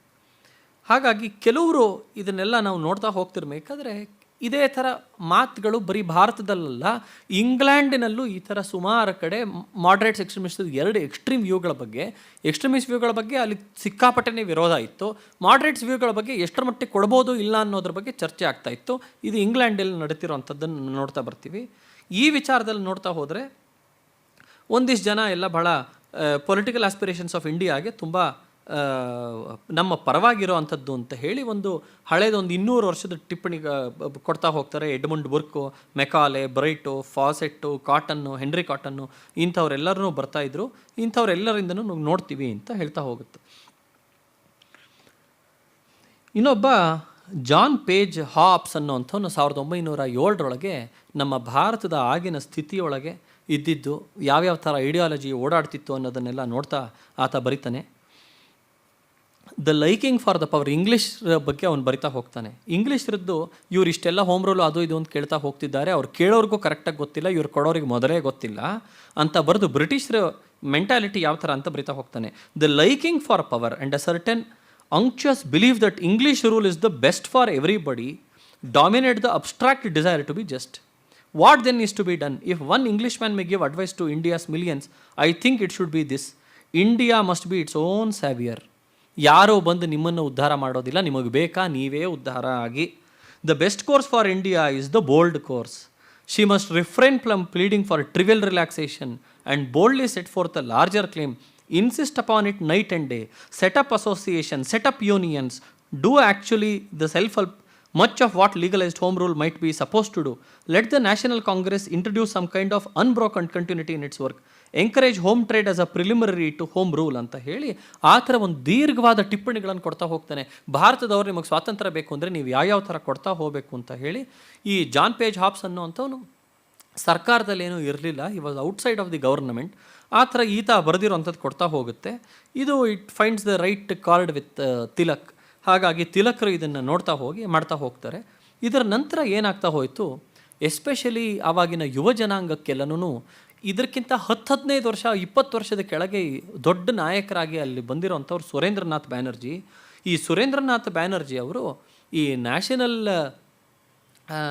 ಕೌನ್ಸಿಲ್ ಫಾರ್ ಎಜುಕೇಷನ್ NCE ಬಂತಿರೋ ಅಂಥ ಟೈಮ್ ಒಳಗೆ ಎಲ್ಲರಿಗೂ ಹೇಳಿದ್ರು, ಕಲ್ಕಟಾ ಯೂನಿವರ್ಸಿಟಿ ಮಿಕ್ಕಿದ್ದೆಲ್ಲ ಬ್ರಿಟಿಷರು ಮಾಡಿರೋ ಯೂನಿವರ್ಸಿಟಿಯಿಂದ ಬಾಯ್ಕಾಟ್ ಮಾಡಿ ನೀವೆಲ್ಲರೂ ಹೊರಗೆ ಬನ್ನಿ ಅಂದರೆ ಸುರೇಂದ್ರನಾಥರು ಹೋಗಿ ಇಲ್ಲ, ನೀವು ಅದನ್ನೆಲ್ಲ ಬಾಯ್ಕಾಟ್ ಮಾಡಬಾರ್ದು, ನಮಗೂ ಒಂದಿರಬೇಕು ನ್ಯಾಷನಲ್ ಎಜುಕೇಷನ್ ಅಂತ ಕೇಳಿ ಅದನ್ನು ಮಾಡ್ಕೊಳ್ಳಿ, ಆದರೆ ಬ್ರಿಟಿಷರದ್ದನ್ನೆಲ್ಲ ಬಾಯ್ಕಾಟ್ ಮಾಡಬಾರ್ದು ಅನ್ನೋಂಥದ್ದನ್ನು 20,000 ಜನ ಸೇರಿದಾಗ ಮೈಕಲ್ ಹೇಳಿಬಿಟ್ರು. ಅದಾದ ಮೇಲೆ ಅವರು ಅದರ ಪ್ರಕಾರ ನಡ್ಕೊಂಡ್ರು. ಇದರಿಂದ ಸಿಕ್ಕಾಪಟ್ಟೆ ಬೇಸತ್ತ ಜನ ಸುರೇಂದ್ರನಾಥ್ ಬ್ಯಾನರ್ಜಿ ಅವ್ರ ಮೇಲೆ ಇಟ್ಟಿರೋಂಥ ವಿಶ್ವಾಸ ಕ್ರಮೇಣ ಕಡಿಮೆ ಆಗ್ತಾ ಹೋಯಿತು. He then went out of fame ಅಂತ ಗೊತ್ತಾಗ್ತಾ ಹೋಗುತ್ತೆ. ಅದೇ ಹೊತ್ತಿನಲ್ಲಿ ಮೇಲೆದ್ದು ಬಂದಿರೋವಂಥವ್ರು ಬಿಪಿನ್ ಚಂದ್ರಪಾಲ್ ಮತ್ತು ಅರವಿಂದ್ ಘೋಷ್ ಅಂತ ಕಾಣ್ತಾ ಹೋಗ್ತೀವಿ. ಹಾಗಾಗಿ ಈ ನ್ಯಾಷನಲಿಸ್ಟಿಕ್ ಸೆಂಟಿಮೆಂಟ್ಸಿಗೆ ಬೇಕಾಗಿರೋವಂಥದ್ದನ್ನೆಲ್ಲವನ್ನೂ ಸುರೇಂದ್ರನಾಥ್ ಬ್ಯಾನರ್ಜಿ ಅವರ ಫಾಲೋಯರ್ಸಿಂದ ಮೊದಲುಗೊಂಡು ಅಷ್ಟೂ ಜನ ಈ ಕಡೆ ಶಿಫ್ಟಾಗಿ ಅರವಿಂದ್ರು ಮತ್ತು ಬಿಪಿನ್ ಚಂದ್ರಪಾಲ್ ಅವ್ರ ಕಡೆ ಬಂದಿರೋವಂಥದ್ದನ್ನು ನಾವು ಕಾಣ್ತಾ ಹೋಗ್ತೀವಿ. ಆವಾಗ ಒಂದಿಷ್ಟು ನ್ಯೂಸ್ ಪೇಪರ್ಗಳಿರ್ತಿತ್ತು. ಬಂದೇ ಮಾತರಂ ಅಂತ ಹೇಳಿ ಅರವಿಂದ್ ಅವರು ಬರೆದಿರೋವಂಥದ್ದಿರ್ಬೋದು, ಕೇಸರಿ ಅಂತ ಹೇಳಿ ತಿಲಕ್ರು ಬರೆದಿರೋವಂಥದ್ದಿರ್ಬೋದು, ಸಂಧ್ಯಾ ಅಂತ ಹೇಳಿ ಬಂದೋಬಾದ್ ಉಪಾಧ್ಯಾಯ ಅವರಿದ್ದರು, ಅವರು ಬರೆದಿರೋವಂಥದ್ದಿರ್ಬೋದು, ನ್ಯೂ ಇಂಡಿಯಾ ಅಂತ ಹೇಳಿ ಬಿಪಿನ್ ಚಂದ್ರಪಾಲ್ ಅವರು ಬರೆದಿರೋವಂಥದ್ದಿರ್ಬೋದು. ಇವೆಲ್ಲವೂ ನ್ಯಾಷನಲಿಸ್ಟಿಕ್ ನ್ಯೂಸ್ ಪೇಪರ್ಸ್ಗಳು. ಇಂಥದ್ರೊಳಗೆ ಇವ್ರ ವಿಚಾರಧಾರೆಗಳನ್ನು ಹಲವು ರೀತಿ ಒಳಗೆ ನಾವು ನೋಡ್ತಾ ಇರೋವಂಥದ್ದನ್ನು ಕಾಣ್ತಾ ಬರ್ತೀವಿ. ಇದಾದ ನಂತರ ಅಲ್ಲಿ ಇನ್ನೊಂದು ಏನಾಗುತ್ತೆ, ಆ ಟೈಮಲ್ಲಿ ಬಿಪಿನ್ ಚಂದ್ರಪಾಲ್ ಅವ್ರಿಗೆ ಕರೆಕ್ಟ್ 1906 ಆಸ್ಪಾಸ್ ಒಳಗೆ ಕಂಟೆಂಪ್ಟ್ ಆಫ್ ಕೋರ್ಟ್ ಒಳಗೆ ಅವರನ್ನು ಜೈಲಿಗೆ ಹಾಕಿಬಿಡ್ತಾರೆ. ಆವಾಗ ಅವರು ಜೈಲಿಗೆ ಹೋಗ್ಬಿಡ್ತಾರೆ. ಆವಾಗ ಬೆಂಗಾಳಿಗಳಿಗೆ ಇದ್ದಿದ್ದ ಏಕೈಕ ನ್ಯಾಷನಲಿಸ್ಟಿಕ್ ಲೀಡರ್ ಅಂತಂದರೆ ಅರವಿಂದ್ ಘೋಷರು. ಹಾಗಾಗಿ ಅರವಿಂದ್ ಘೋಷರ ಜೊತೆಗೆ ತಿಲಕ್ರ ಜೊತೆಗೆ ಅರವಿಂದ್ ಘೋಷರು ಸೇರಿಕೊಂಡ್ರು.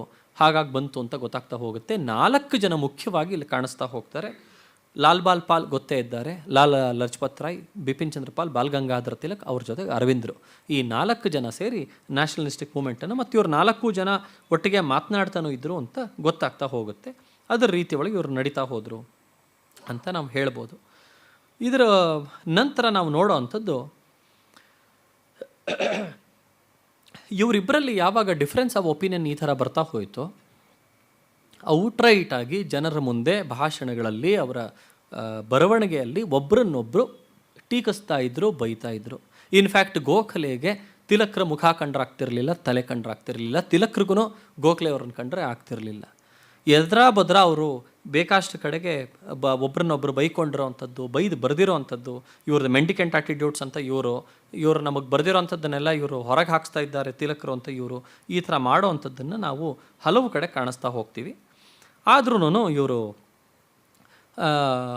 ಇಬ್ಬರು ಒಟ್ಟಿಗೆ ಸೇರಿ ಇಂಡಿಯನ್ ನ್ಯಾಷನಲ್ ಕಾಂಗ್ರೆಸ್ ಒಳಗಿದ್ದರು.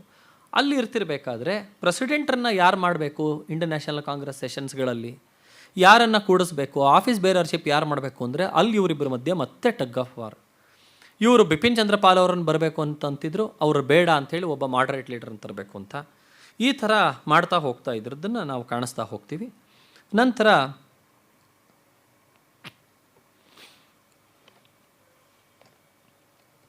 ಇವ್ರದ್ದು ರೆಸಲ್ಯೂಷನ್ಗಳನ್ನು ಎಷ್ಟೊಂದು ಸತಿ ನಾವು ಪಾಸ್ ಮಾಡ್ತಿರ್ಬೇಕಾದ್ರೂ ನಾವು ನೋಡೋ ಅಂಥದ್ದು, ಇವ್ರು ಯಾವುದೇ ರೆಸಲ್ಯೂಷನನ್ನು ಎಕ್ಸ್ಟ್ರೀಮಿಸ್ಟ್ಗಳು ತರಕ್ಕೆ ಹೋದರೆ ಅದಕ್ಕೆ ಮತ್ತೆ ಇವರು ಅದನ್ನು ತಿರ್ಚೋ ಅಂಥದ್ದು, ಇದಕ್ಕೆ ನಾವು ಒಪ್ಪಲ್ಲ ಅಂತ ಹೇಳೋ ಅಂಥದ್ದು, ಇಂಥವನ್ನೆಲ್ಲ ನಾವು ಕಾಣ್ತಾ ಬರ್ತಾ ಹೋಗ್ತೀವಿ. 1905 ಏನಾಗ್ಬಿಡುತ್ತೆ, ಗೋಖಲೆ ಅವರು ಮತ್ತು ಲಾಲಾ ಲಜಪತ್ ರಾಯ್ ಅವರು ಇಬ್ಬರೂ ಇಂಗ್ಲೆಂಡಿಗೆ ಹೋಗ್ತಾರೆ. ಇವರಿಬ್ಬರು ಇಂಗ್ಲೆಂಡಿಗೆ ಹೋಗಿ ಅಲ್ಲಿ ಮಾತನಾಡ್ಕೊಂಡು ಬರ್ತಾರೆ. ಆಗ ಬೆಂಗಾಲ್ ವಿಭಜನೆ ಆದ ಹೊಸದು, ಹಾಗಾಗಿ ವಿಭಜನೆ ಆಗಿರುವಂಥ ಕ್ರಮವನ್ನು ಉಲ್ಟಾ ಮಾಡಬೇಕು, ಮತ್ತೆ ವಾಪಸ್ ಏಕೀಕರಣ ಆಗಬೇಕು ಬೆಂಗಾಲದ್ದು. ಮತ್ತು ಅಲ್ಲಿ ಸಿಕ್ಕಾಪಟ್ಟೆ ಬ್ರಿಟಿಷರು ಬಂದು ಹೊಡೆದಿರೋವಂಥದ್ದು, ಮಾಡಿರೋವಂಥದ್ದು, ಆ ಫುಲ್ಲರ್ ಮಾಡಿರೋವಂಥದ್ದನ್ನೆಲ್ಲ ನಾನು ಹೋದ್ವಾರನೇ ಹೇಳಿದ್ದೆ. ಆ ವಿಚಾರವಾಗಿ ಒಂದಿಷ್ಟೆಲ್ಲವನ್ನು ಸುಧಾರಣೆಗಳಾಗಬೇಕು ಅಂತ ಹೇಳೋದಕ್ಕೋಸ್ಕರ ಕಾಂಗ್ರೆಸ್ಸಿಂದ ಒಂದು ಡೆಲಿಗೇಷನ್ ಹೋಗಬೇಕು ಅಂತೇಳಿ ಗೋಖಲೆ ಅವರು, ಲಾಲಾ ಲಜಪತ್ ರಾಯ್ ಅವರು ಹೋಗಿ ಬರ್ತಾ ಹೋಗ್ತಾರೆ. ವಾಪಸ್ ಅವರಿಬ್ಬರೂ ಬಂದ ಮೇಲೂ ಅವ್ರು ಕೊಡೋವಂಥ ವರ್ಷನ್ಗಳು ಸಂಪೂರ್ಣ ಬೇರೆ ಬೇರೆ ಆಗಿದೆ ಅಂಥದ್ದನ್ನು ಕಾಣಿಸ್ತಾ ಹೋಗ್ತೀವಿ ನಮಗೆ. ಆವಾಗ ಇವರು ಗೋಖಲೆ ಅವರು ಹೇಳ್ತಾ ಹೋಗ್ತಾರೆ, ನೋಡಿ ಅಲ್ಲಿ ಬಾಯ್ಕಾಟ್ ಅಂತ ಮಾಡ್ತಿರೋ ಅಂಥದ್ದೆಲ್ಲನೂ ಇಂಗ್ಲೆಂಡಲ್ಲಿ ಅಷ್ಟು ಚೆನ್ನಾಗಿ ಅದು ಪರಿಣಮಿಸಿಲ್ಲ, ಹಾಗಾಗಿ ನಾವು ತುಂಬ ಬಾಯ್ಕಾಟನ್ನು ಮಾಡಬಾರ್ದು. ಆದರೆ ಅದು ನಮ್ಮ ಪೊಲಿಟಿಕಲ್ ವೆಪನ್ ನಿಜ, ನಾವು ಅಸ್ತ್ರ ಅದನ್ನು ಉಪಯೋಗಿಸ್ಬೇಕು, but it's only should be used as a last resort. ನಾವು ಸ್ವದೇಶಿ ಮಾಲ್ಗಳು ಬೇಕು ಅನ್ನೋವಂಥದ್ದು ಏನಿದೆ, ಅದನ್ನು ಬ್ರಿಟಿಷರ ವಿರುದ್ಧ ಕ್ರೋಧದಿಂದ, ದ್ವೇಷದಿಂದ ಬರೋವಂಥದ್ದಲ್ಲ, ನಮ್ಮ ತಾಯ್ನಾಡಿಗೋಸ್ಕರ ನಾವು ಇಟ್ಟಿರೋಂಥ ಪ್ರೀತಿಯಿಂದ ಸ್ವದೇಶಿ ಬರಬೇಕು ಹೊರತು ಬೇರೆ ಒಂದು ಅಲ್ಲ ಅನ್ನೋವಂಥದ್ದನ್ನು ಗೋಖಲೆ ಅವರು ಹೇಳ್ತಾರೆ. ಅಲ್ಲಿ ಏನಾಯಿತು ಇವರ ಮೀಟಿಂಗ್ಗಳು ಅನ್ನೋದ್ರ ಬಗ್ಗೆ ಗೋಖಲೆ ಅವರು ಹೆಚ್ಚಾಗಿ ಹೇಳಿಲ್ಲ. ಲಾಲಾ ಲಜಪತ್ ರಾಯ್ ಅವರು ಹೇಳ್ತಾ ಹೋಗ್ತಾರೆ, ಅಲ್ಲಿ ಸುಮಾರು ಜನ ಕಾಂಗ್ರೆಸ್ ಡೆಲಿಗೇಟ್ಸ್ಗಳು, ವಿಸಿಟರ್ಸ್ಗಳು ಯಾರ್ಯಾರಿದ್ರು, ನಾವೆಲ್ಲರೂ ಹೋಗಿ ಅಲ್ಲಿ ಬ್ರಿಟಿಷರುಗಳನ್ನು ತುಂಬ ಜನನ ಕಂಡು ಬಂದ್ವಿ. ಅವರು ನಮ್ಮ ಇಂಡಿಯನ್ ಅಫೇರ್ಸಿಗೆ ವಿಪರೀತ ಇಂಡಿಫರೆಂಟಾಗಿದ್ದಾರೆ. ನಮ್ಮ ಬ್ರಿಟಿಷ್ ಪ್ರೆಸ್ ಒಳಗೆ ನಾವು ಏನಾದರೂ ಬರೆದು ನಮ್ಮ ಇಂಡಿಯನ್ ಪಾಯಿಂಟ್ ಆಫ್ ವ್ಯೂನೂ ನೀವು ಪಬ್ಲಿಷ್ ಮಾಡಿ ಅಂತ ಹೇಳ್ತಾ ಹೋದರೆ British press is also anti India. ಅವರು ಭಾರತಕ್ಕೆ ವಿರುದ್ಧವಾಗೇ ಬರ್ತಾ ಹೋಗ್ತಿದ್ದಾರೆ. ಹಾಗಾಗಿ ನಮಗೆ ಸ್ವಾತಂತ್ರ್ಯ ಬೇಕು ಅಂತಂದರೆ ನಾವೇಲೇನಾದರೂ ಮಾಡಬೇಕು ಹೊರತು ಇಂಗ್ಲೆಂಡಿನಿಂದ ನಮಗೇನೋ ಸಹಾಯ ಸಿಗುತ್ತೆ, ಅಲ್ಲೇನೋ ಒಂದು ಎತ್ಕಟ್ಬಿಟ್ಟು ಅವ್ರ ಪೊಲಿಟಿಕಲ್ ಪಾರ್ಟಿಯಿಂದ ನಾವು ಸಾಧಿಸ್ತೀವಿ ಅನ್ನೋಂಥ ಭ್ರಮೆಯನ್ನು ನಾವು ಬಿಟ್ಟುಬಿಡಬೇಕು ಅನ್ನೋಂಥದ್ದನ್ನು ಲಾಲಾ ಲಜಪತ್ ರಾಯ್ ಅವರು ಹೇಳೋದನ್ನು ಕಾಣಿಸ್ತಾ ಹೋಗುತ್ತೆ. ನಂತರ 1905 ಒಂದು ಬನಾರಸ್ ಒಳಗೆ ಕಾಂಗ್ರೆಸ್ ಸೆಷನ್ ಆಗ್ತಾ ಹೋಗುತ್ತೆ. ಆವಾಗ ಅವರು ಹೇಳ್ತಾರೆ, ನಾವು ಚಳುವಳಿ ಮಾಡೋಣ, ಎಲ್ಲಿ ತನಕ ಈ ಪಾರ್ಟಿಷನ್ ರಿವರ್ಸ್ ಆಗಿ ಏಕೀಕರಣ ಆಗೋದಿಲ್ವ ಬೆಂಗಾಲು, ಅಲ್ಲಿ ತನಕ ನಾವು ಚಳುವಳಿ ಮಾಡೋಣ. ಅದಕ್ಕೆ ಎಲ್ಲರದು ಸಮ್ಮತಿ ಬಂದ್ಬಿಡುತ್ತೆ, ಯುನಾನಿಮಸ್ ರೆಸಲ್ಯೂಷನ್. ನೆಕ್ಸ್ಟ್ ಹೇಳ್ತಾರೆ, ನಾವು ಬಾಯ್ಕಾಟನ್ನು ಮಾಡಬೇಕು, ಮತ್ತು ಬಾಯ್ಕಾಟನ್ನು ಮುಂದುವರೆಸಬೇಕು ಅಂತ. ಅಲ್ಲಿ ನೋಡಿ, ಅದೇ ಟೈಮ್ ಒಳಗೆ ಈ ಚಳುವಳಿ ಆಗ್ತಿರ್ಬೇಕಾದ್ರೆ ಮಾಡ್ರೇಟ್ಸು ಇವರೆಲ್ಲರೂ ಬಂದು ಹೇಳ್ತಾರೆ, ಪ್ರಿನ್ಸ್ ಆ್ಯಂಡ್ ಪ್ರಿನ್ಸಸ್ ಆಫ್ ವೇಲ್ಸಿನ ರಾಜಕುಮಾರ ಮತ್ತು ಅವನ ಹೆಂಡತಿ ಇಬ್ಬರೂ ಭಾರತಕ್ಕೆ ಬರ್ತಿದ್ದಾರೆ. ಅವ್ರಿಗೆ ನಾವು ಭಾಳ ಚೆನ್ನಾಗಿ ಆಮಂತ್ರಣ ಮಾಡಿ ನಾವು ಆತಿಥ್ಯವನ್ನು ಅವ್ರಿಗೆ ಕೊಟ್ಟು ಅವರನ್ನೆಲ್ಲ ಚೆನ್ನಾಗಿ ಅವ್ರಿಗೆ ಒಳ್ಳೆಯ ವ್ಯವಸ್ಥೆಯನ್ನು ಮಾಡಿದ್ವಿ ಅಂದರೆ ಅವ್ರಿಗೆ ನೋಡಿ ಮನಸ್ಕರಗಿರೋದ್ರಿಂದ ಅವರು ನಮಗೆ ಬೇಕಾಗಿರೋದನ್ನು ಮಾಡಬಹುದು. ಹಾಗಾಗಿ we want to pass a resolution for welcoming Prince and Princess of Wales ಅಂತ ಹೇಳ್ತಾರೆ. ಅಲ್ಲಿರೋಂಥ ಹಲವು ವಿದ್ಯಾರ್ಥಿಗಳು, ನಾವು ಅವರನ್ನು ಹೊಡೆದೋಡಿಸ್ಬೇಕು ಅಂತ ಮಾತಾಡ್ತಿದ್ರೆ ನೀವು ಅವ್ರಿಗೆ ಆಮಂತ್ರಣ ಕೊಡಬೇಕು ಅಂತ ಮಾತಾಡ್ತಿದ್ದೀರಾ, ಇದಕ್ಕೂ ನಾವು ಸಮ್ಮತಿ ಕೊಡೋದಿಲ್ಲ ಅಂತ ಹೇಳಿ ಗಲಾಟೆ ಆಗುತ್ತೆ. ಆ ಗಲಾಟೆ ಆದಾಗ ಏನು ಮಾಡ್ತಾರೆ, ಮಾಡ್ರೇಟ್ಸ್ಗಳು ಹೇಳ್ಬಿಡ್ತಾರೆ, ನೋಡಿ ಇಲ್ಲಿ ಬಂದಿರೋಂಥ ಡೆಲಿಗೇಟ್ಸ್ಗಳು ಕಾಂಗ್ರೆಸ್ಸಲ್ಲಿ ಯಾರು ಮೆಂಬರ್ಸ್ಗಳಿದ್ದಾರೋ ವೋಟಿಂಗ್ ಪವರ್ ನಮ್ಮದೇ ಜಾಸ್ತಿ, ಆದರೆ ಅವ್ರದ್ದೇನಾದರೂ ವೋಟಿಂಗಿಗೆ ಬಿದ್ದಿದ್ರೆ ಅವರೇ ಗೆಲ್ಲವರು, ಮಾಡ್ರೇಟ್ಸೇ ಗೆಲ್ಲವ್ರು. ಯಾಕಂದರೆ ಅವ್ರದ್ದೇ ಕಾಂಗ್ರೆಸ್ 21 ವರ್ಷದಿಂದ ಯಾರನ್ನು ಮೆಂಬರ್ಶಿಪ್ಪಾಗಿ ಇಟ್ಕೋಬೇಕೋ ಅವ್ರಿಗೆ ಗೊತ್ತಿದೆ. ಹಾಗಾಗಿ ನಾವು ಬಂದೇ ಬರುತ್ತೆ ಯಾವುದನ್ನು ಪ್ರಿನ್ಸಸ್ ಆಫ್ ವೇಲ್ಸನ್ನು ವೆಲ್ಕಮ್ ಮಾಡೋದು. ಆದರೆ ಗೋಖಲೆ ಅವರು ಹೇಳ್ತಾರೆ, ಈ ಥರ ಡಿಸಿಷನ್ನು ಯುನಾನಿಮಸ್ ಆಗಿರಬೇಕು. ಅಪಸ್ವರದಿಂದ ಬಂದಿತ್ತು ಅವರನ್ನು ರಿಸೆಪ್ಷನ್ ಅಂತ ಅವ್ರಿಗೆ ಗೊತ್ತಾದರೆ ಅವ್ರಿಗೆ ಮತ್ತೂ ಮನಸ್ಸಿಗೆ ನೋವಾಗುತ್ತೆ. ಹಾಗಾಗಿ ಅಪಸ್ವರ ಇಲ್ಲದೆ ಯುನಾನಿಮಸ್ ಆಗಿ ಮಾಡಬೇಕು. ಹಾಗಾಗಿ ಏನು ಮಾಡಬೇಕು ಅಂತ, ಬಾಯ್ಕಾಟ್ ಬಗ್ಗೆ ರೆಸಲ್ಯೂಷನ್ ನಾವು ಪಾಸ್ ಮಾಡೋದಿಲ್ಲ. ಆವಾಗ ಇವರೆಲ್ಲರೂ ಹೇಳ್ತಾರೆ, ಆಯಿತು ಒಂದು ಕೆಲಸ ಮಾಡೋಣ, ಈ ಪೆಂಡಾಲೊಳಗೆ ಯಾವ್ದು ಮೀಟಿಂಗ್ ನಡೀತಿದೆಯೋ ನಾವು ಹೊರಗೆ ಹೋಗ್ಬಿಡ್ತೀವಿ, ನಾವು ಹೊರಗೆ ಹೋದ್ಮೇಲೆ ನೀವು ಇಷ್ಟೇ ಜನ ಕೂತಿರ್ತೀರಲ್ಲ ಯುನಾನಿಮಸ್ಸಾಗಿ ಪಾಸ್ ಮಾಡ್ಕೊಳ್ಳಿ ಅಂತ ಹೇಳಿ ಇವ್ರು ಪೆಂಡಾಲಿಂದ ಹೊರಗೆ ಹೋದ್ಮೇಲೆ ಮತ್ತೊಂದು ಜನ ಕೂತ್ಕೊಂಡು ಪಾಸ್ ಮಾಡಿ ಪ್ರಿನ್ಸ್ ಆಫ್ ವೇಲ್ಸನ್ನು ಆಮಂತ್ರಣ ಯಾವ ಥರ ಮಾಡಬೇಕು, ರಿಸೆಪ್ಷನ್ ಯಾವ ಥರ ಮಾಡಬೇಕು ಅಂತ ಹೇಳಿ ಆಗ್ತಿರೋವಂಥದ್ದನ್ನು ನಾವು ನೋಡ್ತಾ ಬರ್ತೀವಿ. ಆದರೆ ಇದಷ್ಟರೊಳಗಾಗಲೇ ಬಿರುಕಿನ್ನ ಜೋರಾಗಿ ಬರ್ತಾ ಹೋಯಿತು. ನ್ಯಾಷನಲ್ ಪಾರ್ಟಿ ರೆಜಿಮ್ ಯಾವ್ದು ಬರ್ತಾ ಹೋಯಿತು. ಕಾಂಗ್ರೆಸ್ ಒಳಗೆ ಇದ್ರೂ ಅವರು ಒಂದು ಸಪ್ರೇಟ್ ಸಬ್ಸೆಕ್ಟ್ ಆಗಿ 2 ಪಾರ್ಟಿಗಳು ಒಂದೇ ಕಾಂಗ್ರೆಸ್ಸಲ್ಲಿ ಇರೋವಂಥದ್ದನ್ನು ಆವಾಗ ಕಾಣ್ತಾ ಹೋಗ್ತೀವಿ. ಒಂದು ಎಕ್ಸ್ಟ್ರೀಮಿಸ್ಟ್ ಮತ್ತೊಂದು ಮಾಡ್ರೇಟ್ಸ್ ಅಂತೇಳಿ ಮಾಡ್ತಾ ಹೋಗ್ತೀವಿ. ಆವಾಗ ಇವರು ಬಿಪಿನ್ ಚಂದ್ರ ಪಾಲ್ ಅವರು ಮಡ್ರಾಸ್ ಒಳಗೆಲ್ಲ ಹೋಗಿ ಮಾತಾಡ್ತಿರ್ಬೇಕಾದ್ರೆ ಅವರು ಇದನ್ನು ಖಡಾಖಂಡಿತವಾಗಿ ಹೇಳಿಬಿಡ್ತಾರೆ, ನಿಮಗೆ ಹೈಕೋರ್ಟ್ ಜಡ್ಜಿಪ್ ಬೇಕು ಅಂಥೇಳಿ ಯಾರೋ ಒಬ್ರಿಗೆ ತೊಗೊಂಬರ್ಬೋದು, ಲೆಜಿಸ್ಲೇಟಿವ್ ಕೌನ್ಸಿಲ್ ಅಂಥೇಳಿ ಯಾರೋ ಭಾರತದವನನ್ನೇ ಅಲ್ಲಿ ಕೂಡಿಸ್ತಾ ಹೋಗ್ಬೋದು, ಇನ್ನು ಯಾವುದೋ ಕೌನ್ಸಿಲಿಗೋ ಅಥವಾ ಈ ಮುನ್ಸಿಪಲ್ ಕಾರ್ಪೊರೇಷನ್ನಿಗೋ ಭಾರತದವ್ರನ್ನೇ ಕೊಡ್ಬೋದು, ಸಿವಿಲ್ ಸರ್ವಿಸ್ ಒಳಗೆ ಇಡೀ ಸಿವಿಲ್ ಸರ್ವಿಸೇ ನೀವು ಭಾರತೀಯರಿಗೂ ಕೊಡಿಸ್ತಾ ಹೋಗ್ಬೋದು. ಅದೇ ತಾನೇ ಮಾಡ್ರೇಟ್ಸ್ಗಳು ಮಾಡ್ತಿರೋದು, ಅವರನ್ನೆಲ್ಲ ಮಾಡ್ಬೋದು. ಇವರನ್ನೆಲ್ಲ ನೀವು ಮಾಡಿಬಿಟ್ರು ನಿಮ್ಮ ಬಾಸ್ ಚೇಂಜ್ ಆಗ್ಬಿಡ್ತಾರ.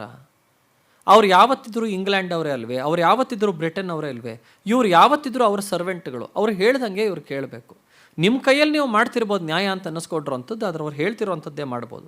ಹಾಗಾಗಿ ಇದನ್ನು ಒಪ್ಕೊಂಡು ನಡೆಯೋವಂಥದ್ದು ಎಷ್ಟರ ಮಟ್ಟಿಗೆ ಸರಿ ಅಂತ ಹೇಳಿ ಇವರು ಹೇಳ್ತಿರೋದನ್ನು ಕಾಣ್ತಾ ಹೋಗುತ್ತೆ.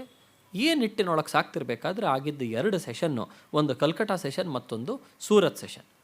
ಕಲ್ಕಟಾ ಸೆಷನ್ನು 1906 ಇದು ಆಗೋದಕ್ಕಿಂತ ಮುಂಚೆ ಭಾರತದ ಹೊರಗಡೆ 2 ಘಟನೆಗಳು ನಡೆದಿದ್ದು ಇವರಿಬ್ಬರ ಮೇಲೂ ಪರಿಣಾಮ ಬಿದ್ದಿತ್ತು. ಒಂದು ಜಪಾನ್ಗೂ ಮತ್ತು ರಷ್ಯಾಗೂ ಒಂದು ಯುದ್ಧ ಆಗಿತ್ತು. ಅದರೊಳಗೆ ಜಪಾನ್ ರಷ್ಯಾ ಮೇಲೆ ಗೆದ್ದಿತ್ತು. ಆ ಗೆದ್ದಿದ್ದರಿಂದ ಈ ಎಕ್ಸ್ಟ್ರೀಮಿಸ್ಟ್ಗಳು ಯಾರ್ಯಾರಿದ್ರೋ ಇವರೆಲ್ಲರಿಗೂ ಅನಿಸಿತ್ತು, ಏಷ್ಯನ್ ಪವರ್ ಏನೂ ಕಡಿಮೆ ಇಲ್ಲ, ರಷ್ಯಾ ಮೇಲೆ ಇವ್ರು ಗೆದ್ದಿದ್ದಾರೆ ಅಂತಂದರೆ ನಾವು ಗೆಲ್ಬೋದು, ಹಾಗಾಗಿ ಹೊಡೆದಾಟಕ್ಕೆ ನಾವು ಸಿದ್ಧ ಅನ್ನೋವಂಥದ್ದು ಮನಸ್ಥಿತಿ ಇವ್ರಿಗೆ ಬಂತು. ಎರಡನೇದೇನಾಯಿತು, ಬ್ರಿಟನ್ ಒಳಗೆ ಲಿಬರಲ್ ಪಾರ್ಟಿ ಪವರಿಗೆ ಬಂತು. ಲಿಬರಲ್ ಪಾರ್ಟಿ ಪವರಿಗೆ ಬಂದಾಗ ಲಿಬರಲ್ ಪಾರ್ಟಿ ಪವರಿಗೆ ಬಂದ್ಬಿಡ್ತು ಅಂದರೆ ಅದು ಪ್ರೋ ಇಂಡಿಯಾ ಬರ್ತಾ ಹೋಗುತ್ತೆ ಅಂತ ಹೇಳಿ ಇವ್ರಿಗೆ ಬಹಳ ಸಂತೋಷ ಆಗ್ತಾ ಹೋಯಿತು. ಎಷ್ಟು ಸಂತೋಷ ಆಗ್ತಾ ಹೋಯಿತು, ಗೋಖಲೆ ಅವರು ಬಹಳ ಸಂತೋಷಪಟ್ಟು ಎಕ್ಸೈಟಿಂಗ್ಲಿ ಅವ್ರಿಗೆ ಬಹಳ ಸಂತೋಷ ಆಗಿ ಹೇಳ್ತಾರೆ, A strong current has already set in there against the narrow and aggressive imperialism which only the other day seemed to be carrying everything before it. Moderate party ಅವರು ಹೇಳ್ತಾರೆ, our entire faith is on the new secretary of state for India John Morley. ಯಾರಾತ? The reverend student of Burke, the disciple of Mill, the friend and biographer of Gladstone. ಗ್ಲಾಡ್ಸ್ಟೋನನ್ನು biographer ಈತ Morley. ಅವನ ವಿಚಾರಧಾರೆಗಳನ್ನೇ ನಂಬ್ಕೊಂಡು ಬಂದಿರೋಂಥವನು.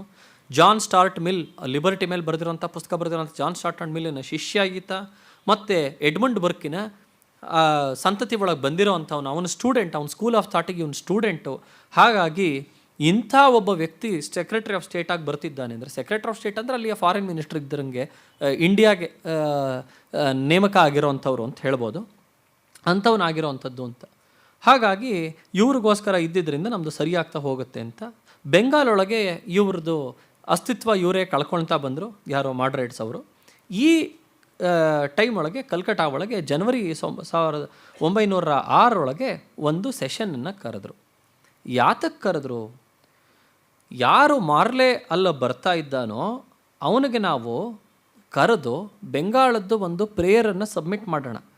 ನಮಗೆ ಇದೊಂದು presidency town ಅಂತ ಯಾವುದಿದೆಯೋ ಈ ಪ್ರೆಸಿಡೆನ್ಸಿ ಗವರ್ನಮೆಂಟನ್ನು ಇದರದ್ದು ಸ್ಟೇಟಸನ್ನು ತಾವು ದಯವಿಟ್ಟು ಮೇಲ್ ಹಾಕಿಸಿ, ಇದಕ್ಕೆ ಪಾರ್ಲಿಮೆಂಟ್ರಿ ಸ್ಟ್ಯಾಚ್ಯೂಟ್ಗಳೆಲ್ಲವೂ ಡೈರೆಕ್ಟಾಗಿ ನಮ್ಗೆ ಅಪ್ಲೈ ಮಾಡೋ ಹಂಗೆ ಮಾಡಿ ನಮಗೊಂದು ಪ್ರೆಸಿಡೆನ್ಸಿ ಸ್ಟೇಟಸನ್ನು ನೀವು ಕೊಡ್ತಾ ಹೋಗಿ ಅಂತ ಹೇಳಬೇಕು ಅಂತ ಹೇಳಿ ಈ ಮೀಟಿಂಗನ್ನು ಕರೆದ್ರು. ಇದಕ್ಕೆ ಅಟೆಂಡ್ ಆಗಿರುವಂಥ ಸುಮಾರು ವಿದ್ಯಾರ್ಥಿಗಳಿಗೆ ಇದರಿಂದ ಸಿಕ್ಕಾಪಟ್ಟೆ ಬೇಜಾರಾಗಿ ಇವರನ್ನು ಬಿಟ್ಟು ಅವತ್ತಿನ ದಿನವೇ ಟೌನ್ ಹಾಲ್ ಒಳಗೆ ಮತ್ತೊಂದು ಮೀಟಿಂಗ್ ಮಾಡಿಕೊಂಡು ಇವ್ರದ್ರೊಳಗೆ ಇವ್ರಂಗೆ ಹುಚ್ಚುಚ್ನಂಗೆ ಹೇಳ್ತಿದ್ದಾರೆ, ಈ ಜಾನ್ ಮಾರ್ಲೆನಾದ್ರು ಬರಲಿ, ಅವನ ಅಪ್ಪನಾದರೂ ಬರಲಿ, ನಾವು ಮಾಡೋವಂಥ ಕೆಲಸ ಏನು ಮಾಡಬೇಕು ಅಂಥೇಳಿ ಇವರೊಂದು ಮೀಟಿಂಗ್ ಮಾಡಿದ್ರು. ಮೊದಲು ಅದೇ ದಿನ 2 ಮೀಟಿಂಗ್ ಆಗ್ತಾ ಹೋಗುತ್ತೆ. ಹೀಗಾಗಿ ಅವ್ರು ಬರಿತಾ ಹೋಗ್ತಾರೆ, ಇವರಿಬ್ಬರ ಮಧ್ಯೆ ಗಲ್ಫ್ ವೈಡ್ ಆ್ಯಂಡ್ ಕಂಟಿನ್ಯೂಸ್ಲಿ ಅಂತ ಹೇಳ್ತಾ ಬರ್ತಾರೆ. ಇದಾದ ಮೇಲೆ ಏನಾಗುತ್ತೆ, ಇವರು ಅವತ್ತು ಈ ಡಿಸೆಂಬರ್ 1906 26 ಡಿಸೆಂಬರ್ ಆವಾಗ ಕಾಂಗ್ರೆಸ್ ಅಧಿವೇಶನ ನಡೆಯುತ್ತೆ. ಅದು ಕಲ್ಕಟಾ ಒಳಗೆ ನಡೆಯುತ್ತೆ. ಆವಾಗ ಯಾರನ್ನು ಪ್ರೆಸಿಡೆಂಟಾಗಿ ಮಾಡಬೇಕು ಅಂತಂದಾಗ ಈ ಯಾರು ನ್ಯಾಷನಲಿಸ್ಟ್ ಪಾರ್ಟಿ, ಎಕ್ಸ್ಟ್ರೀಮಿಸ್ಟ್ ಪಾರ್ಟಿ ಅಂತ ಕರಿತಿದ್ರು, ಇವರೆಲ್ಲರೂ ತಿಲಕ್ರನ್ನ ನಾವು ಪ್ರೆಸಿಡೆಂಟಾಗಿ ಮಾಡ್ತಾ ಹೋಗೋಣ ಅಂತ ಹೇಳಿ ಮಾತುಕತೆ ಆಡ್ತಾರೆ. ಈ ಇನ್ಫಾರ್ಮೇಷನ್ ಮಾಡ್ರೇಟ್ ವಿಂಗ್ಗಳಿಗೆ ಗೊತ್ತಾಗ್ಬಿಡುತ್ತೆ. ತಿಲಕ್ರ ಹೆಸರು ಬಂದುಬಿಡ್ತು ಅಂತಂತಂದರೆ, ತಿಲಕ್ರ ಪ್ರೆಸಿಡೆಂಟ್ರಾದರು ಅಂದರೆ ರೆಸಲ್ಯೂಷನ್ ಯಾವ ಥರ ಬರ್ತಾ ಹೋಗುತ್ತೆ ಅಂತ ನಮಗೆ ಗೊತ್ತು. ಜಾನ್ ಮಾರ್ಲೆ ನಮ್ಮ ಪರವಾಗಿರೋ ಅಂಥವ್ನು ಇಲ್ಲಿ ಬರ್ತಿರ್ಬೇಕಾದ್ರೆ ಅವನ ವಿರುದ್ಧ ನಾವು ಸಿಡಿದು ಹೇಳೋವಂಥದ್ದು ಮಾಡ್ತಾ ಹೋದರೆ ನಮಗೆ ಯಾವ ಸುಧಾರಣೆಗಳು ಸಿಗ್ತಾ ಹೋಗಲ್ಲ. ಹಾಗಾಗಿ ತಿಲಕ್ರನ್ನ ಇಲ್ಲಿಂದ ದೂರ ಇಟ್ಟರೆ ಒಳ್ಳೆಯದು. ಇವ್ರು ಪ್ರೆಸಿಡೆಂಟ್ ಆಗಬಾರ್ದು ಅಂದರೆ ಎಂಥವ್ರ ಹೆಸರು ಹೇಳಬೇಕು, ಅವರು ಒಪ್ಕೊಂಡು ಸುಮ್ಮನಾಗಬೇಕು, ಅಂಥವ್ರ ಹೆಸರು ಹೇಳಬೇಕು. ಹಾಗಾಗಿ ಅಲ್ಲಿ ವಯಸ್ಸಿನಲ್ಲಿ ಎಲ್ಲರಿಗಿಂತ ದೊಡ್ಡವರಿದ್ದವರು 82 ವರ್ಷದ ದಾದಾಬಾಯಿ ನವರೋಜಿ. ಹಾಗಾಗಿ ಅವರು ಹಿರಿಯರಾದ ಕಾರಣದಿಂದ, grand old man of India ಆಗಿರೋದ್ರಿಂದ ಇವರ ಹೆಸರು ಹೇಳಿದ್ರೆ ತಿಲಕ್ರು ಸುಮ್ಮನಾಗಿ ಸ್ವಲ್ಪ ಸೈಡಿಗೆ ಹೋಗ್ಬೋದು. ಆ ಕಾರಣದಿಂದ ನಾವು ಅವ್ರ ಹೆಸರನ್ನು ಪ್ರಪೋಸ್ ಮಾಡೋಣ ಅಂತ ಹೇಳಿ ದಾದಾಬಾಯಿ ನವರೋಜಿ ಅವರ ಹೆಸರನ್ನು ಪ್ರಪೋಸ್ ಮಾಡ್ತಾರೆ. ಅವ್ರು ಅಂದ್ಕೊಂಡ ಹಾಗೇನೆ ದಾದಾಬಾಯಿ ನವರೋಜಿನೇ ಅಲ್ಲಿ ಪ್ರೆಸಿಡೆಂಟು ಆಗ್ತಾರೆ. ಪ್ರೆಸಿಡೆಂಟ್ ಆದಾಗ ಪ್ರೆಸಿಡೆಂಟ್ ಸೆಷನ್ ಅಂತೇಳಿ ಅವರು ಸ್ಪೀಚ್ಗಳನ್ನು ಕೊಡ್ತಾ ಹೋಗ್ತಾರೆ. ಮಜುಮ್ದಾರ್ ಅವರು ಬರೀತಾರೆ, the president speech showed that he was all together out of touch with the new spirit that was animating India. ಭಾರತದಲ್ಲಿ ಯಾವ ರಕ್ತ ಕುದ್ದುಬಿಟ್ಟು ಚಳುವಳಿಗೆ ಅಂತ ಬೇಕಾಗ್ತಿತ್ತೋ ಅದರ ವ್ಯತಿರಿಕ್ತವಾಗಿ ದಾದಾಬಾಯಿ ನವರೋಜಿ ಅವರು ಮಾತಾಡ್ತಾ ಹೋದರು. ಆ ಭಾಷಣದಲ್ಲಿ ಮಾತಾಡ್ತಿರ್ಬೇಕಾದ್ರೆ ಬಾಯಿ ತಪ್ಪು ಸ್ವರಾಜ್ ಅಂತಂದರು. ಆದರೆ ಅದಕ್ಕೆ ಇವ್ರು ಯಾವ್ಯಾವ ಥರ ಬೇಕೋ ಆ ಥರ ಇಂಟರ್ಪ್ರಿಟೇಷನ್ಗಳನ್ನು ಮಾಡ್ಕೊಳ್ತಾ ಹೋದರು ಅಂತ ಹೇಳ್ತಾ ಹೋಗ್ತಾರೆ. ಇವರು ಇಷ್ಟೆಲ್ಲ ಕಾಡಿಬೇಡಿ ಬಂದಿರೋಂಥ ಜಾನ್ ಮಾರ್ಲೆ ಬರ್ತಾನೆ. ಬಂದಾಗಿ ಇವರು ಕಲ್ಕಟಾ ಅಧಿವೇಶನದೊಳಗೆ ಇವರು ರೆಸಲ್ಯೂಷನ್ ಅಂತ ಪಾಸ್ ಮಾಡಿಕೊಂಡು ವಾಪಸ್ ಹೋಗಿ ಜಾನ್ ಮಾರ್ಲೆ ಹತ್ರಕ್ಕೆ ಇವರೆಲ್ಲರೂ ಕೇಳ್ತಾರೆ. ಈ ಸೆಷನ್ ಆಗೋದಕ್ಕಿಂತ ಮುಂಚೆಯೇ ಹೋಗ್ಬಿಟ್ಟು ಕೇಳ್ತಾರೆ, ನೋಡಿ ನಮ್ಮ ಬೆಂಗಾಳವನ್ನು ಈ ಥರ ವಿಭಜನೆ ಮಾಡಿ ಹೋಗ್ಬಿಟ್ಟಿದ್ದಾನೆ ಕರ್ಸನ್ನು, ಹಾಗಾಗಿ ನಾವು ಏಕೀಕರಣ ಮಾಡಿಸಿ ನಮಗೆ ಭಾಳ ತೊಂದರೆ ಆಗಿದೆ ಅಂದರೆ ಜಾನ್ ಮಾರ್ಲೆ ಹೇಳ್ತಾನೆ, sorry, it is a settled fact. Bengal partition is a settled fact. ಅದನ್ನು ನೀವು ರಿಓಪನ್ ಮಾಡೋದಕ್ಕೆಲ್ಲ ಮತ್ತನ ಮೇಲೆ ಬರಬೇಡಿ ಅಂತ ಹೇಳ್ತಾರೆ. ಈ ಸುರೇಂದ್ರನಾಥ್ ಬ್ಯಾನರ್ಜಿ ಹೇಳ್ತಾರೆ, ಇಟ್ಸ್ ಓಕೆ, ಅವನು ಹಂಗೆ ಮಾಡಿದ್ರೆ ಏನಂತೆ, I have not lost all faith in honest John. John ಮಾರ್ಲೆಗೆ ಇಂಗ್ಲೆಂಡ್ ಒಳಗೆ ಆತ ಆನೆಸ್ಟಿಗೆ ತುಂಬ ಹೆಸರುವಾಸಿ ಅಂತ ಹೇಳಿ ಅವನ ಆಫೀಸ್ಗಳಲ್ಲಿ ಅವನ ಪತ್ರಿಕೆಯಲ್ಲಿ ಅವನ್ನೆಲ್ಲ ಬರೀತಿರ್ಬೇಕಾದ್ರೆ ಅವನಿಗೆ ಆನೆಸ್ಟ್ ಜಾನ್ ಅಂತ ಕರೆಯೋರು ಜಾನ್ ಮಾರ್ಲೆಗೆ. ಸುರೇಂದ್ರನಾಥ್ ಬ್ಯಾನರ್ಜಿ ಹೇಳ್ತಾರೆ, I have not lost all faith in honest John. ಕೆಲವು ಸತಿ ಒಂದೊಂದು ಕಾಂಡಕ್ಟ್ಗಳಿಗೆ ನಾವು ಎಕ್ಸ್ಕ್ಯೂಸ್ಗಳನ್ನು ಕೊಡಬೇಕಾಗತ್ತೆ. ಪಾರ್ಟಿಷನ್ಗೆ ಕೊಟ್ಟಿಲ್ಲ ಅಂದರೆ ಏನು ಪರವಾಗಿಲ್ಲ, ಭಾರತಕ್ಕೆ ಒಳ್ಳೇದು ಮಾಡ್ಬೋದಾತ ಅಂತ ಹೇಳ್ತಾ ಹೋಗ್ತಾನೆ. ಇದಾದ ಮೇಲೆ ರೆಸಲ್ಯೂಷನ್ ಪಾಸ್ ಮಾಡಬೇಕಾಗತ್ತೆ. ಮಾಡಬೇಕಾದ್ರೆ ಹೇಳ್ತಾರೆ, ಬೆಂಗಾಲಿಗೆ ನಾವು ಯಾವ್ದು ಮಾಡಬೇಕಾಗತ್ತೋ ಅದನ್ನು ನಾವು ಪ್ರೊಟೆಸ್ಟ್ ಅಜಿಟೇಷನ್ ಮಾಡೋಣ ಅನ್ನೋದು ಒಂದು ರೆಸಲ್ಯೂಷನ್ ಬರುತ್ತೆ.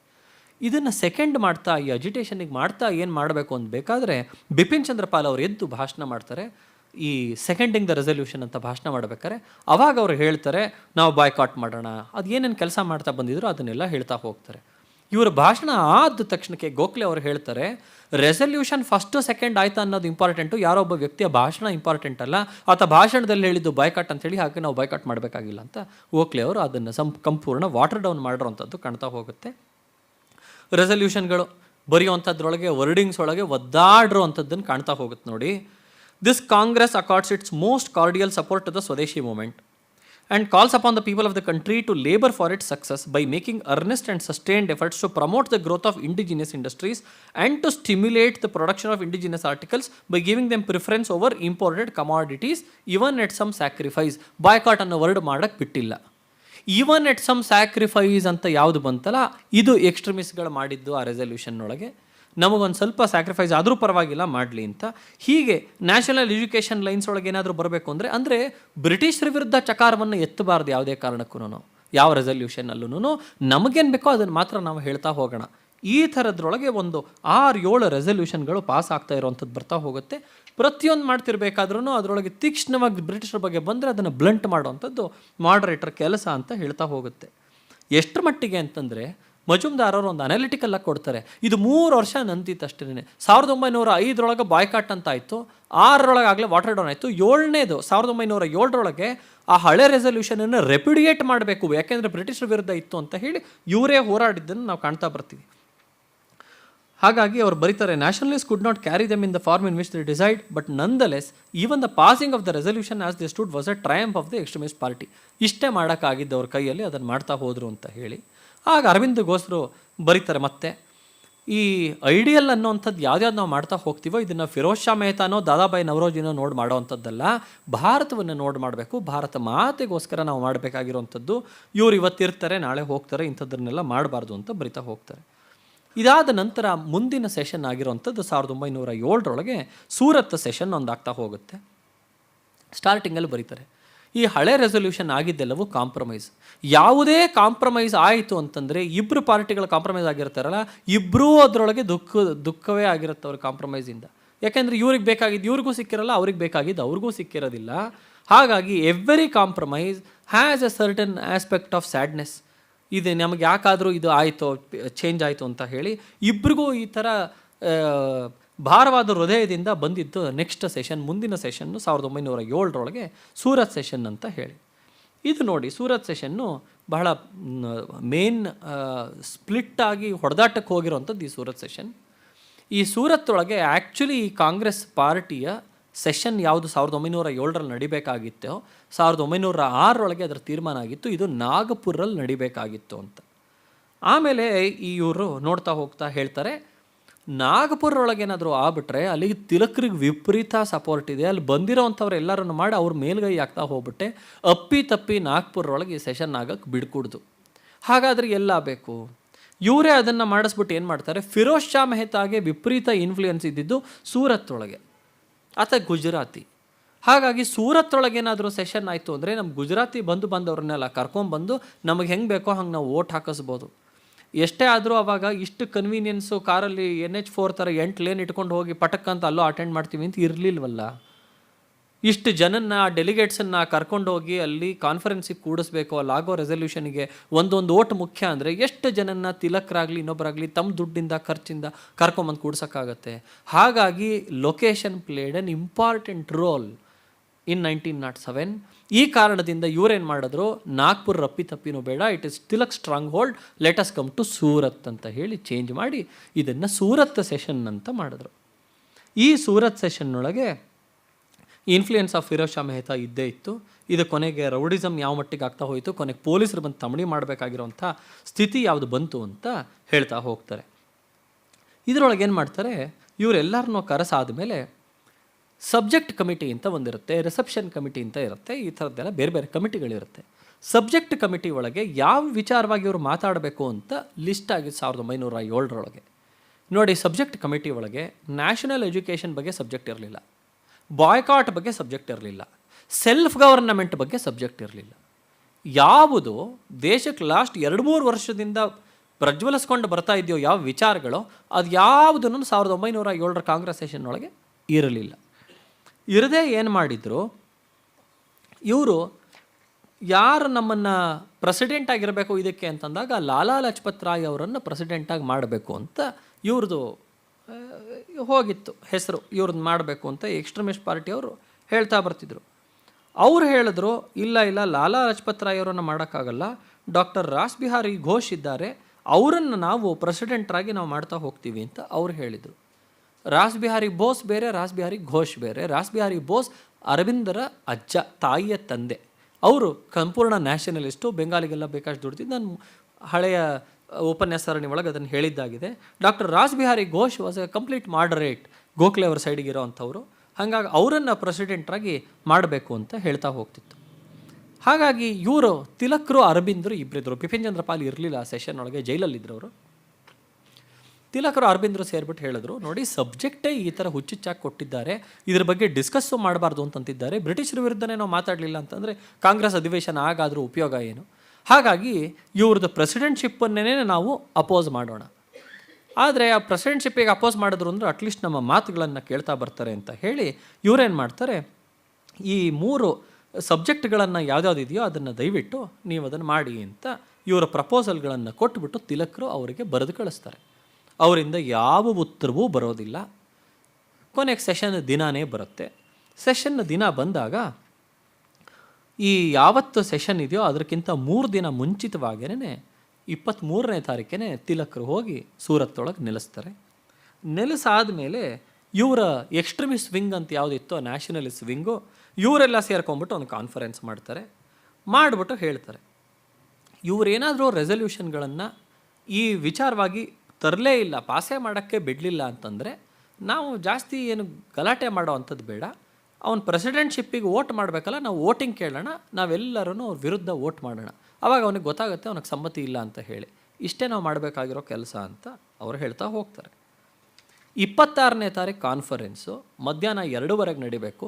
ಅವತ್ತಿನ ದಿನ 12 ಗಂಟೆ ಆದರೂ ಇವರು ಯಾವ ಎಕ್ಸ್ಟ್ರೀಮಿಸ್ಟ್ ವಿಂಗ್ ತಿಲಕ್ ಅರವಿಂದ್ರ ಜೊತೆಗೆ ಬಂದಿರೋಂಥ ಅನುಯಾಯಿಗಳು ಯಾರಿಗೂ ತಿಲಕ್ರಿಗೂ ಇನ್ಕ್ಲೂಡ್ ಆಗಿ ಡ್ರಾಫ್ಟ್ ರೆಸಲ್ಯೂಷನ್ ಕಾಪಿನೂ ಕೊಟ್ಟಿರಲಿಲ್ಲ. It is a matter of surprise, ನೀವು ಅಲ್ಲೇ ಬನ್ನಿ, ಅಲ್ಲೇ ನೋಡ್ಕೊಳ್ಳಿ ಏನಾಗುತ್ತೆ ಅಂತ ಹೇಳಿ ಅಂತ. ಕೊನೆಗೆ ಅವರು ರೆಸಲ್ಯೂಷನ್ಗಳಿಗೆ ಅಲ್ಲಿ ಬಂದಾಗ ಕೊಡ್ತಾ ಹೋಗ್ತಾರೆ ರೆಸಲ್ಯೂಷನನ್ನು.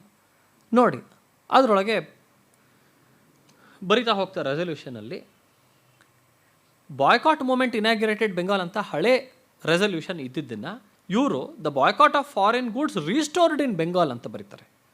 ನಂತರ ನ್ಯಾಷನಲ್ ಎಜುಕೇಷನ್ ಬಗ್ಗೆ ಅವರು ಕೇಳಿದ್ರೆ ಇವ್ರು ಹೇಳ್ತಾರೆ, to organise a system of education ಮುಂಚೆ ಇದ್ದಿದ್ದು on national lines and under national control ಅಂತ ಇತ್ತು.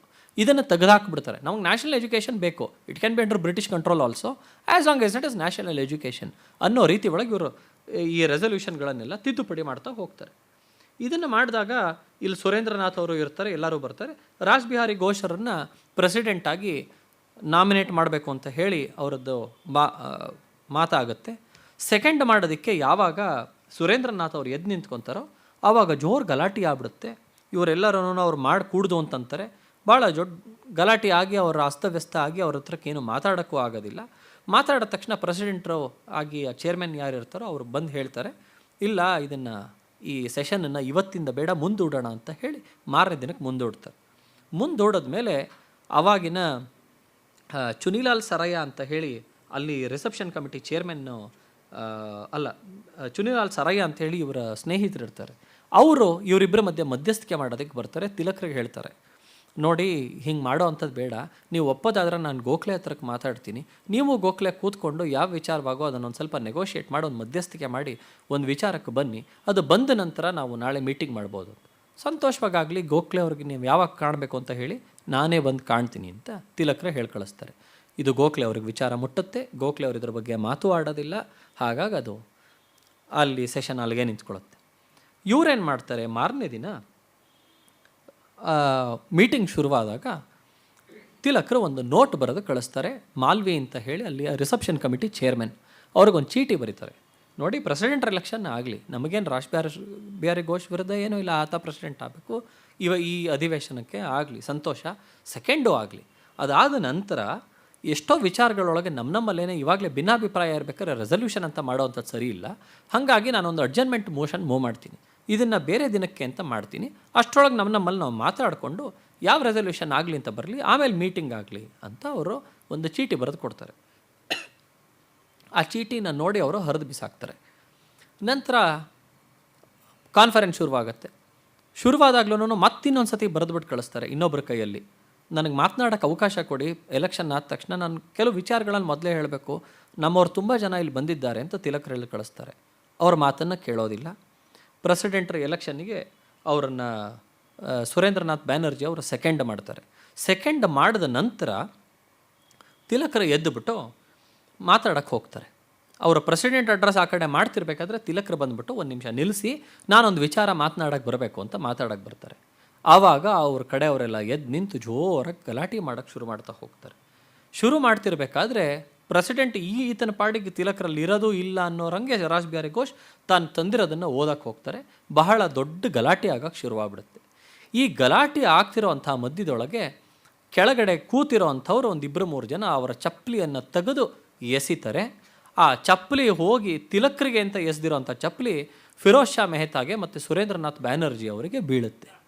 ಬಿದ್ದ ತಕ್ಷಣಕ್ಕೇನೆ ಇನ್ನೊಂದಿಷ್ಟು ಜನ ಬಂದುಬಿಟ್ಟು ಏನು ಮಾಡ್ತಾರೆ, ತಿಲಕರಿಗೆ ಒಂದಿಷ್ಟು ಚೇರ್ಗಳನ್ನು ತೊಗೊಂಡು ತಿಲಕರ ಮೇಲೆ ಹಾಕಿ ಅವ್ರಿಗೆ ಹೊಡೆಯೋದಕ್ಕೆ ಅಂತ ಚೇರ್ಗಳನ್ನು ತೋರ್ತಾ ಹೋಗ್ತಾರೆ. ಇದನ್ನು ತೂರಿದಾಗ ತಿಲಕರಿಗೆಲ್ಲ ಏಟಾಗುತ್ತೋ ಅಂತ ಹೇಳಿ ತಿಲಕರ ಅನುಯಾಯಿಗಳು ಅವರ ಶಿಷ್ಯರು ಯಾರ್ಯಾರು ಇರ್ತಾರೋ ಅವರು ಬಂದು ಅಡ್ಡಕ್ಕೆ ನಿಂತ್ಕೊತಾರೆ. ರೌಡಿಯಿಸಮ್, ಹೂಲಿಗನಿಸಮ್, ಗೂಂಡಾಯಿಸಮ್ ಇವರಿಬ್ಬರ ಮಧ್ಯೆ ಆಗಿ ಅಲ್ಲೋಲ ಕಲ್ಲೋಲವಾಗಿ ಸಿಕ್ಕಾಪಟ್ಟೆ ಜೋರಾಗಿ ಅವರಿಬ್ಬರ ಮಧ್ಯೆ ಫೈಟಿಂಗ್ ಶುರುವಾಗ್ತಾ ಹೋಗುತ್ತೆ. So-called national leaders, freedom fighters ಅಂತ ನಾವು ಯಾರ್ಯಾರನ್ನು ಪೂಜಿಸ್ತೀವೋ ಅವರೆಲ್ಲರೂ ಅಲ್ಲೇ ಇದ್ದರು. ಇವ್ರ ಮಧ್ಯೆ ಸಿಕ್ಕಾಪಟ್ಟೆ ಜೋರು ಗಲಾಟೆ ಆಗಿರೋದನ್ನು ನೋಡ್ತಾ ಹೋಗ್ತೀವಿ. ಕೊನೆಗೆ Rash Behari Ghosh this meeting is adjourn sine die ಅಂದರೆ ಡೇಟ್ ಇಲ್ಲದಂಗೆ ಯಾವತ್ತೋ ಮುಂದೆ ಹೇಳ್ತಾ ಹೋಗ್ತೀವಿ ಅಂತ ಕೊಟ್ಟರು ಅಂಥದ್ದಕ್ಕೆ ಸೈನ್ ಡೈ ಅಡ್ಜರ್ನ್ಮೆಂಟ್ ಅಂತಾರೆ. ಸೈನ್ ಡೈ ಅಂತ ಹೇಳ್ತಾ ಹೋಗ್ತಾರೆ. ಕೊನೆಗೆ ಅದು ರಯಟ್ ಆಗೋ ಹಾಗೆ ಗಲಾಟೆ ಆಗ್ತಾ ಹೋಗುತ್ತೆ. ಕೊನೆಗೆ ಪೊಲೀಸರನ್ನು ಕರಿಬೇಕಾಗುತ್ತೆ. ಪೊಲೀಸರು ಬಂದು ಇದನ್ನು ನಿಲ್ಲಿಸ್ತಾ ಹೋಗ್ತಾರೆ. ಹೀಗೆ 1907 ಸೂರತ್ ಸೆಷನ್ನು ಆಗ್ತಾ ಬರ್ತಾ ಹೋಗುತ್ತೆ ಅಂತ ಹೇಳ್ತಾರೆ. ಕೊನೆಗೆ ಇವ್ರಿಗೆ ಲಾಠಿ ಚಾರ್ಜ್ ಮಾಡಿ ಎಲ್ಲ ಮಾಡಿದ್ರು. ಇದಾದ ನಂತರ ಏನಾಯಿತು, ಯಾಕೆ ಹಿಂಗಾಯಿತು, ಯಾರು ಬಂದರು ಅಂತ ಹಿಂಗೆಲ್ಲ ಹೇಳ್ತಿರ್ಬೇಕಾದ್ರೆ ಇವ್ರದ್ದು ನೋಡ್ತಾ ಹೋಗ್ತಾರೆ.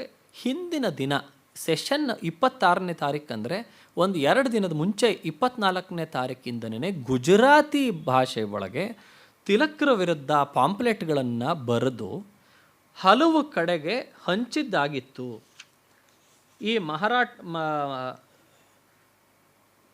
ಈ ಮರಾಠ ಹುಚ್ಚ ತಿಲಕ್ಕು ಈತ ಬಂದುಬಿಟ್ಟು ನಮ್ಮ ದೇಶವನ್ನು ಯಾವ ಥರ ಬೇಕಾದ್ರೆ ಆ ಥರ ಬದಲಾಯಿಸ್ತಾ ಇದ್ದಾನೆ, ಇವ್ರೇನು ಬೇಕಾದರೂ ಮಾಡ್ತಿದ್ದಾನೆ, ಈ ಮರಾಠನಿಗೆ ಸರಿಗೆ ಬುದ್ಧಿ ಕಲಿಸ್ಲಿಲ್ಲ ಅಂತಂದರೆ ಬಹಳ ಕಷ್ಟ ಇದೆ ಅಂತ ಹೇಳಿಬಿಟ್ಟು ಇದರೊಳಗೆ ಮಾಡ್ತಾ ಹೋಗ್ತಾರೆ.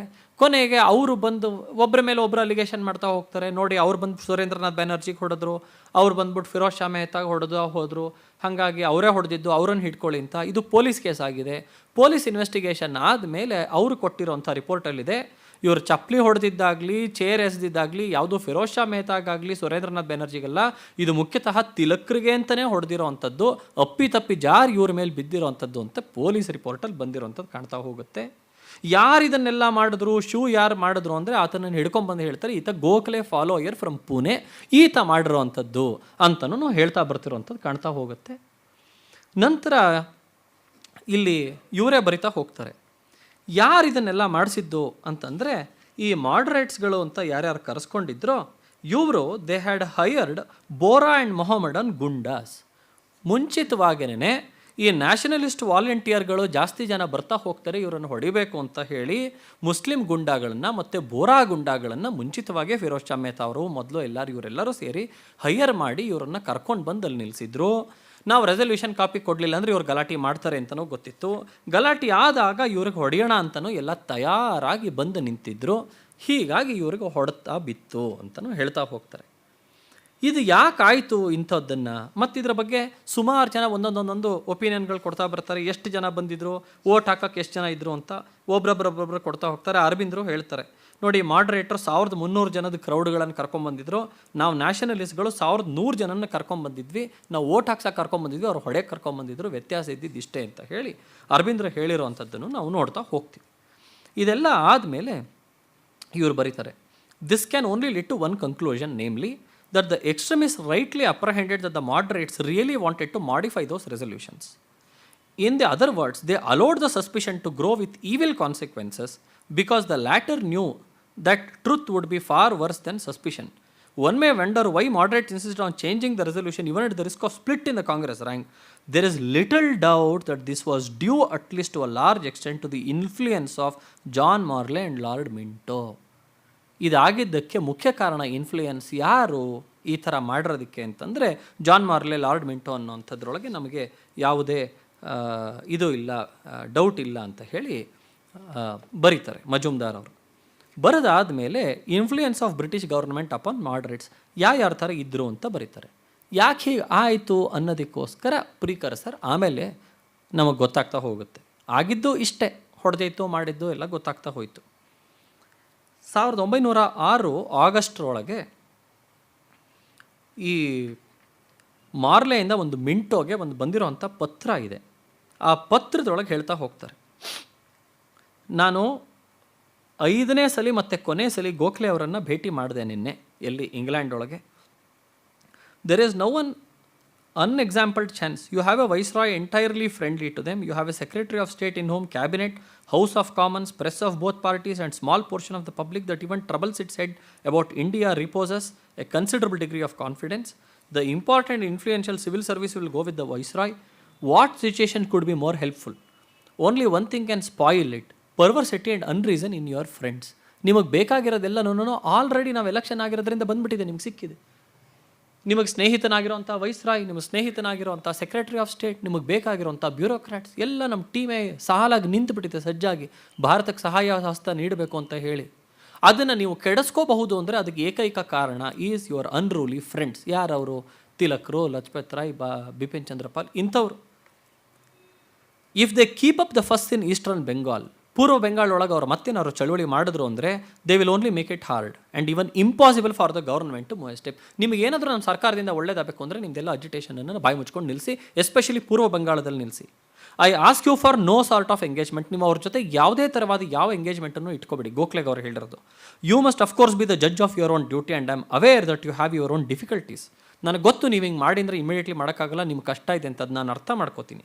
ಇರಲಿ, ಆದರೂ ನಾನು ಅರ್ನೆಸ್ಟಾಗಿ ನಿಮಗೆ ಕೇಳ್ಕೊತಾ ಇದ್ದೀನಿ, if your speakers or your newspaper set to work a belittle of what we do, ನೀವು ಮಾತಾಡೋವಂಥವ್ರಾಗಲಿ ಅಥವಾ ಪ್ರೆಸ್ ಒಳಗಾಗಲಿ ನಾವು ಮಾಡಿರೋವಂಥದ್ದನ್ನು ಬಹಳ ಚಿಕ್ಕದು ಮಾಡ್ತು ಅಂತ ಮಾತಾಡ್ತಾ ಹೋದರೆ ನಮಗೆ ಇನ್ನೇನು ಕೆಲಸನೂ ಮಾಡೋಕ್ಕಾಗೋದಿಲ್ಲ, ಇಟ್ ವಿಲ್ ಬಿ ಇಂಪಾಸಿಬಲ್ ಅಂತ ಹೇಳ್ತಾ ಹೋಗ್ತಾರೆ.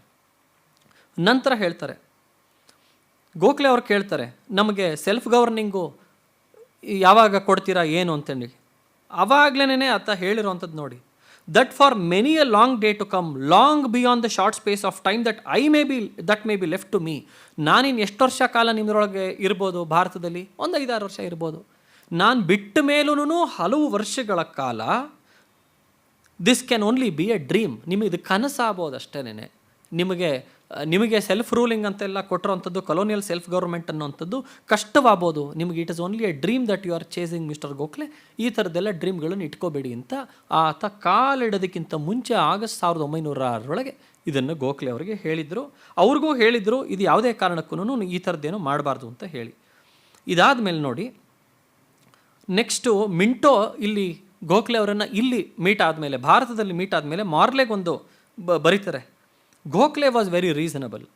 He pressed, of course, for increased representation amendments to the budget on the ground that there is really at present an utter want of reality in budget discussion. He asked for 2 native members on the Viceroy's Council and 3 on Secretary of State. He says that the whole younger generation of India is going over to the extremist side. Gokhale ಹೋಗಿ ಅಲ್ಲಿ ಹೇಳಿರೋದು, that they are quite unreasonable and attracted by the idea of getting rid of British rule. ನೋಡಿ ನಮ್ಮ ಯುವ ಜನತೆ ಹೇಗೆ ತಲೆ ಕೆಟ್ಟುಬಿಟ್ಟಿದೆ ಅವ್ರಿಗೆ ಅಂದರೆ ಬ್ರಿಟಿಷರನ್ನೇ ಹೊರಗೆ ಓಡಿಸ್ಬೇಕು ಅಂತ ಮಾತಾಡ್ತಿದ್ದಾರೆ.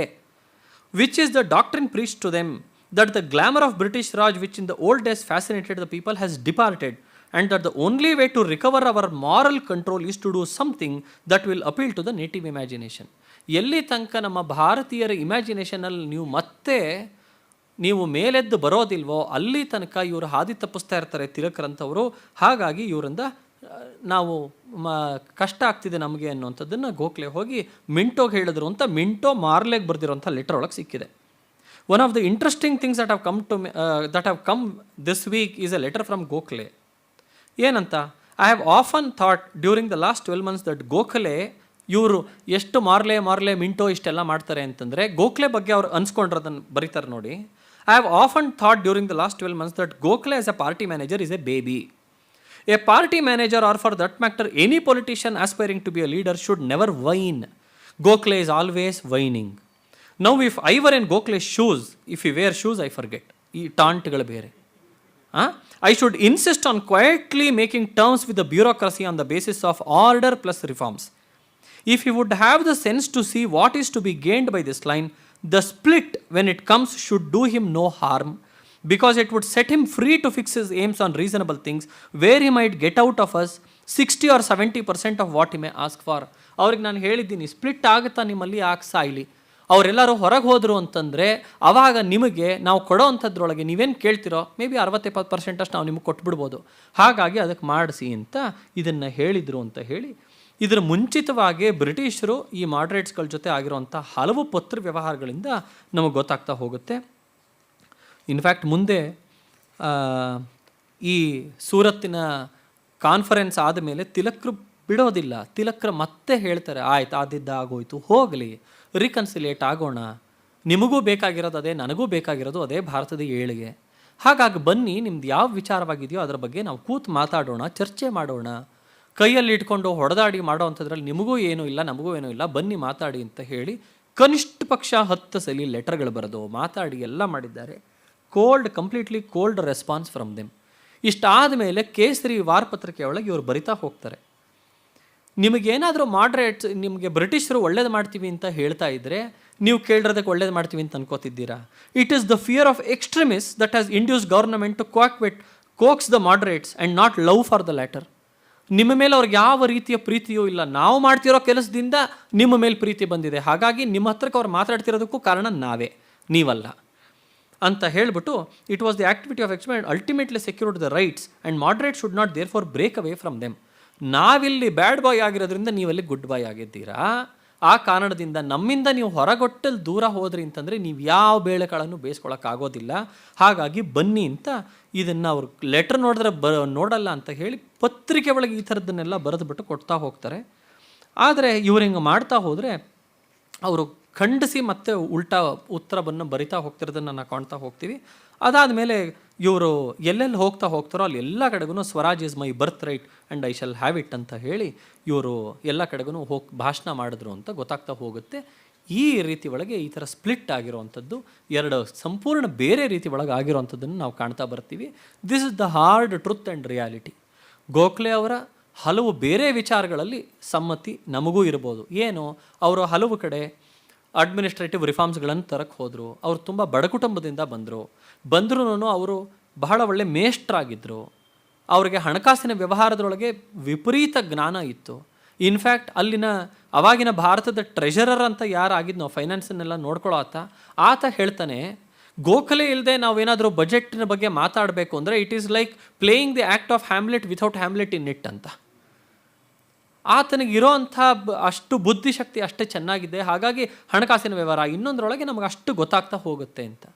ಡಿ ವಿ ಜಿ ಅವರು ಅವರ ಗೋಖಲೆ ಅವರ ಬಗ್ಗೆ ಬರೆದಿರೋ ಅಂಥ ಅವರ ಜೀವನ ಚರಿತ್ರೆ ಏನಿದೆ ಅದರೊಳಗೆ ಬರೀತಿರ್ಬೇಕಾದ್ರೆ ಇದೇ ಮಾರ್ಲೆ ಮತ್ತು ಮಿಂಟೋ ಗೋಖಲೆ ಅವರನ್ನು ಹೊಗಳಿ ಬರೆದಿರೋ ಅಂಥದ್ದು ಹಲವು ಇನ್ನು ಅವರು ಕೋಟ್ ಮಾಡಿ ಬರ್ತಿದ್ದಾರೆ. ಹಾಗಾಗಿ ಗೋಖಲೆ ಅವರ ವಿಚಾರವಾಗಿ ಬರೆದಿರೋ ಅಂಥದ್ದು ನಿಮಗೆ ಯಾವುದೋ ಹೊಸದೆಲ್ಲ ಇದ್ದೇ ಇರುತ್ತೆ. ಈ ವಿಚಾರಗಳಿಗೆ ಎಷ್ಟೊಂದು ಜನಕ್ಕೆ ಗೊತ್ತಿರೋದಿಲ್ಲ. ಇದೇ ಮಾರ್ಲೆ ಇದೇ ಮಿಂಟೋನ ಗೋಖಲೆ ಇಸ್ ಎ ಬೇಬಿ ಅವ್ರಿಗೇನು ಗೊತ್ತಿರಲ್ಲ ಅಂತ ಹೇಳಿರುವಂಥದ್ದನ್ನು ಇಲ್ಲಿ ಓದಿದ್ದೀವಿ. They used every Indian the way they wanted ಬ್ರಿಟಿಷರು. This is the hard truth, hard reality. ಇದನ್ನು ನಾವು ಮನಗಾಣಬೇಕಾಗತ್ತೆ. ಇದರ ನಂತರ ನಾವು ನೋಡೋ ಅಂಥದ್ದು ಮುಸ್ಲಿಮರ ಪೊಲಿಟಿಕ್ಸ್ ಯಾವ ಥರ ನಡೀತಾ ಹೋಯಿತು ಅನ್ನೋಂಥದ್ದನ್ನು ನಾವು ನೋಡ್ತಾ ಬರ್ತೀವಿ. Muslim attitude towards partition of Bengal ಯಾವ ಥರ ಇತ್ತು. ಮೊದಲನೇ ದಿನದಿಂದನೂ ಅವರಿಗೆ ಸ್ಟಾರ್ಟಿಂಗ್ ಕನಿಷ್ಠ ಪಕ್ಷ 3-4 ತಿಂಗಳುಗಳು ಎಲ್ಲರೂ ಒಟ್ಟಿಗೆ ಆಗಿ ಬೆಂಗಾಳದ ವಿಭಜನೆಗೆ ಉಲ್ಟಾ ಮಾತನಾಡಿದರು, ಚಳವಳಿ ಮಾಡಬೇಕು ಅಂತಂದಿದ್ರು. ಅದಾದ ನಂತರ ಅಲ್ಲಿ ಢಾಕಾ ಒಳಗೆ ಆ ನವಾಬನನ್ನ ಜೊತೆಗೆ ಇವರು ಮಾಡಿದ್ದು ಹಾಗಾಗಿ ಅವ್ರದ್ದು ಒಂದು ಇಡೀ ವಿಂಗ್ ಹೋಗಿರೋದನ್ನೆಲ್ಲ ನಾನು ಮುಂಚೆನೇ ಹೇಳಿದ್ದೀನಿ. ಇದ್ರ ಮಧ್ಯೆ ಏನಾಗುತ್ತೆ, ಮೊಹಮ್ಮದ್ ಅಲಿ ಅಂತ ಹೇಳಿ ಒಬ್ಬ ನ್ಯಾಷನಲಿಸ್ಟ್ ಲೀಡರ್ ಒಬ್ಬ ಇದ್ದ, ಕಾಂಗ್ರೆಸ್ ಪ್ರೆಸಿಡೆಂಟು ಆಗಿದ್ದ ಆತ 1923 ಆತ ಯಾರು ನ್ಯಾಷನಲಿಸ್ಟ್ ಅಂತ ಹೇಳ್ಕೋತಾರೋ ಆತನೇ ಹೇಳ್ತಾನೆ, ಯಾವತ್ತು ನೀವು ಪಾರ್ಟಿಷನ್ ಆಫ್ ಬೆಂಗಾಲನ್ನು ಮತ್ತೆ ಉಲ್ಟಾ ಮಾಡಿ ಏಕೀಕರಣ ಮಾಡಬೇಕು ಅಂತ ಗೊತ್ತಾಗ್ಬಿಡುತ್ತೋ, ನೀವು ಆ ಥರ ಹೇಳಿಬಿಟ್ರಿ ಅಂತಂದರೆ ಮುಸ್ಲಿಮಾನರು ನಿಮ್ಮಿಂದ ಹೊರಗೆ ಹೋಗ್ಬಿಡ್ತಾರೆ. ಹಾಗಾಗಿ ಅವ್ರಿಗೆ ಸಪರೇಟ್ ರಾಜ್ಯ ಬೇಕೇ ಬೇಕು, ಕೊಟ್ಬಿಟ್ಟಿದ್ದಾರೆ, ಬೇಕೋ ಬೇಡಬೋ ಬ್ರಿಟಿಷರಿಗೆ ಕೊಟ್ಬಿಟ್ಟಿದ್ದಾರೆ. ಹಾಗಾಗಿ ಅದನ್ನು ಯಾವುದೇ ಕಾರಣಕ್ಕೂ ಅದನ್ನು ಉಲ್ಟಾ ಮಾಡೋಕ್ಕೆ ಹೋಗಬಾರ್ದು ಅಂತ ಹೇಳ್ತಾ ಹೋಗ್ತಾರೆ. ಈ ಕಡೆಗೆ ಕಾಂಗ್ರೆಸ್ ಅವರು ಈ ಥರದ್ದೆಲ್ಲ ಮಾಡ್ತಿರ್ಬೇಕಾದ್ರೆ ಈ ಲಾರ್ಡ್ ಮಿಂಟೋ ಯಾವಾಗ ಇಲ್ಲಿ ಬಂದಿರ್ತಾನೋ ಆವಾಗ ಅಕ್ಟೋಬರ್ 1ನೇ ತಾರೀಕು 1906 ಶಿಮ್ಲಾದಲ್ಲಿ ಆಗಾ ಖಾನ್ ಅಂತ ಒಬ್ಬ ಇದ್ದ, ಅವನ ಜೊತೆಗೆ 36 ಜನದ್ದೊಂದು ಡೆಪ್ಯುಟೇಷನ್ ಎಲ್ಲರೂ ಸೇರಿ ಇವನಿಗೆ ಹೋಗಿ ಒಂದು ದೊಡ್ಡ ಪಟ್ಟಿಯನ್ನು ಕೊಡ್ತಾ ಹೋಗುತ್ತೆ ಮುಸಲ್ಮಾನರು ಎಲ್ಲರೂ ಸೇರಿ ಮಿಂಟೋಗೆ ಕೊಟ್ಟುಬಿಟ್ಟು ಅದರೊಳಗೆ ರೆಸಲ್ಯೂಷನ್ ಒಳಗೆ ಬರಿತಾ ಹೋಗ್ತಾರೆ.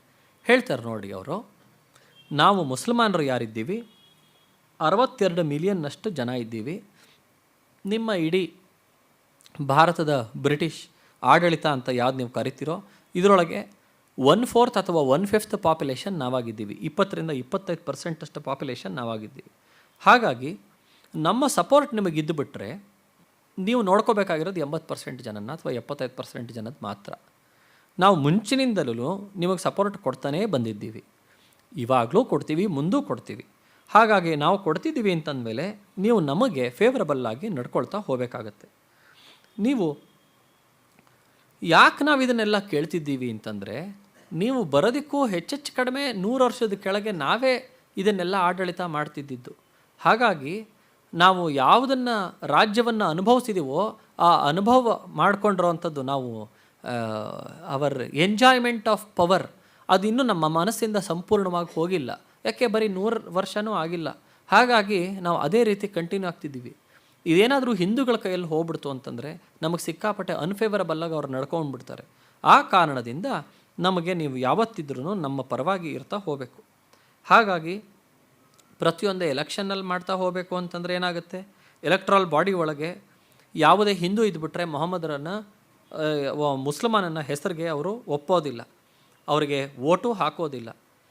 ನಾವು ನಾನ್ ಮುಸ್ಲಿಮ್ಸ್ಗಳು ಯಾರ್ಯಾರಿದ್ದಾರೋ ಅವರು ನಮ್ಮ ವಿರುದ್ಧ ಅಡ್ವಾಂಟೇಜ್ ತೊಗೊಳ್ತಾರೆ ಅಂಥೇಳಿ ನಾವು ಸಪ್ರೇಟಾಗಿ ನಿಮಗೆ ಹೇಳಬೇಕಾಗತ್ತೆ.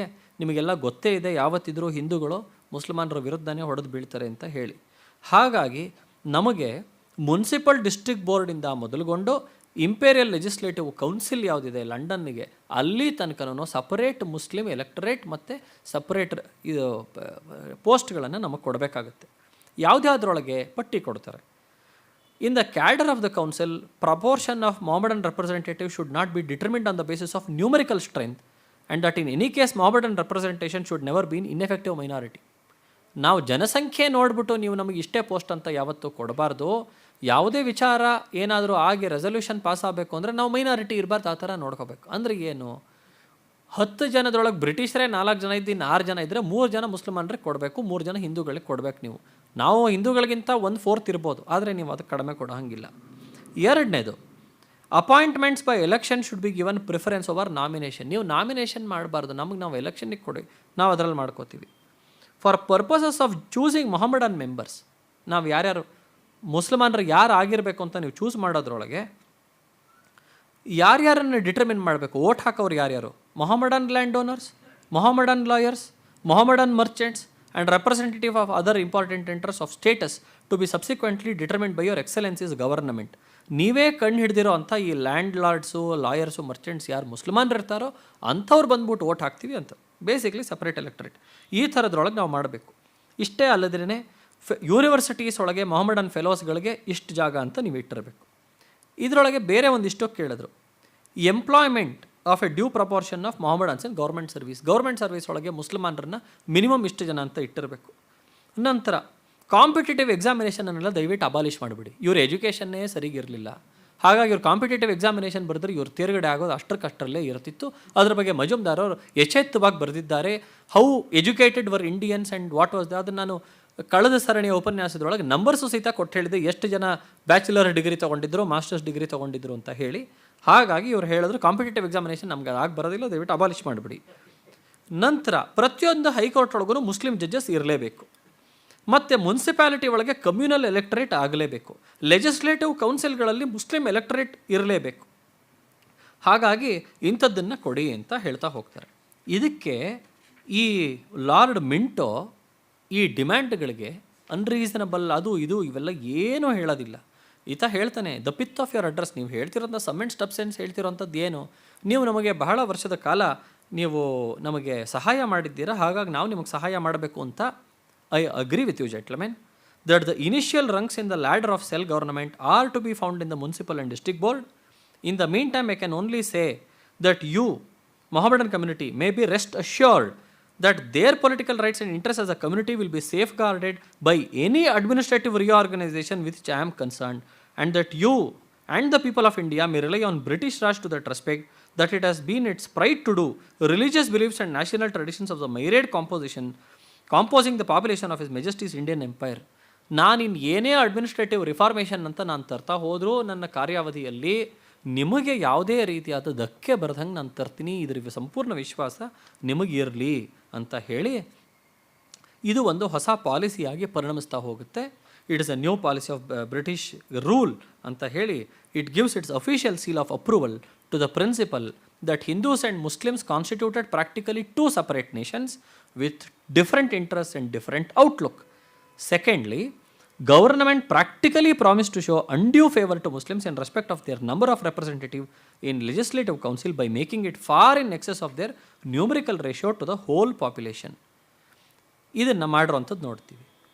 ಈ ಎಲ್ಲ ವಿಚಾರಗಳು ಇವರ ರೆಸಲ್ಯೂಷನ್ ನಮಗಿಂಥದ್ದು ಬೇಕು ಅಂತ ಕೇಳಿಕೊಂಡು ರೆಸಲ್ಯೂಷನ್ ಮಾಡಿರೋವಂಥದ್ದು, ಆತ ಒಪ್ಪುದ ಅಂತ ಹೇಳಿ ನಾವೇನು ಆ್ಯಕ್ಷನ್ ತೊಗೋಬೇಕಾಗಿರೋವಂಥದ್ದು, ಇದೆಲ್ಲ ಎಲ್ಲಿ ಡಿಸ್ಕಸ್ ಆಗ್ತಿತ್ತು ಅಂತಂದರೆ ಅಲಿಗಢ ಕಾಲೇಜಿನ ಮ್ಯಾನೇಜಿಂಗ್ ಕಮಿಟಿ ಅಂತ ಇವ್ರು ಯಾರ್ಯಾರು ಕೂತ್ಕೋತಿದ್ರೋ ಅಲ್ಲಿ ಡಿಸ್ಕಸ್ ಆಗೋದು ಅಲಿಗಢ ಕಾಲೇಜ್ ಒಳಗೆ.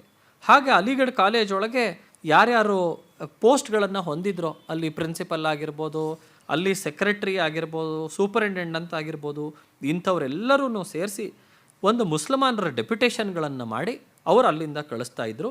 ಅಲ್ಲಿಂದ ಬರ್ತಾ ಹೋಯಿತು. ಆವಾಗ ಇವರು ಅಫ್ಕೋರ್ಸ್ ನೆನೀತಾರೆ ಸೈಯದ್ ಅಹಮದಿಂದನೇ ಎಲ್ಲವೂ ಶುರುವಾಗಿದ್ದು ಅಂತ ಹೇಳಿ. ಇದು ಬ್ರಿಟಿಷರು ಎಷ್ಟರ ಮಟ್ಟಿಗೆ ಒಪ್ಪಿದ್ರು ಅಂದರೆ ಇದನ್ನು ಮಾಂಟೆ ಮತ್ತು ಮಿರ್ಲೋ ಅವರ ಸ್ಟೇಟ್ಸ್ಮನ್ಶಿಪ್ ಅಂತ ಕೊಂಡಾಡಿದ್ದಾರೆ ಅವರೇನೇನೆ. ಲೇಡಿ ಮಿಂಟೋಯಿನ ಹೆಂಡತಿ ಅವರ ಡೈರಿ ಒಳಗೆ ಬರ್ಕೊಂಡಿರೋ ಅಂಥದ್ದು ಎಷ್ಟೊಂದನ್ನು ಇವರು ಅದನ್ನು ಉದ್ಧರಿಸ್ತಾ ಹೋಗ್ತಾರೆ. ಅಕ್ಟೋಬರ್ ಅವತ್ತಿನ ದಿನನೇ ನೋಡಿ, this evening I have received the following letter from an official. I must send your excellency a line to say that very very big thing has happen today. ಈತ ಬರೆಯುವಂಥದ್ದು ಮಿಂಟೋ ಮಾರ್ಲೆಗೆ. A work of statesmanship that will affect India and Indian history for many a long year.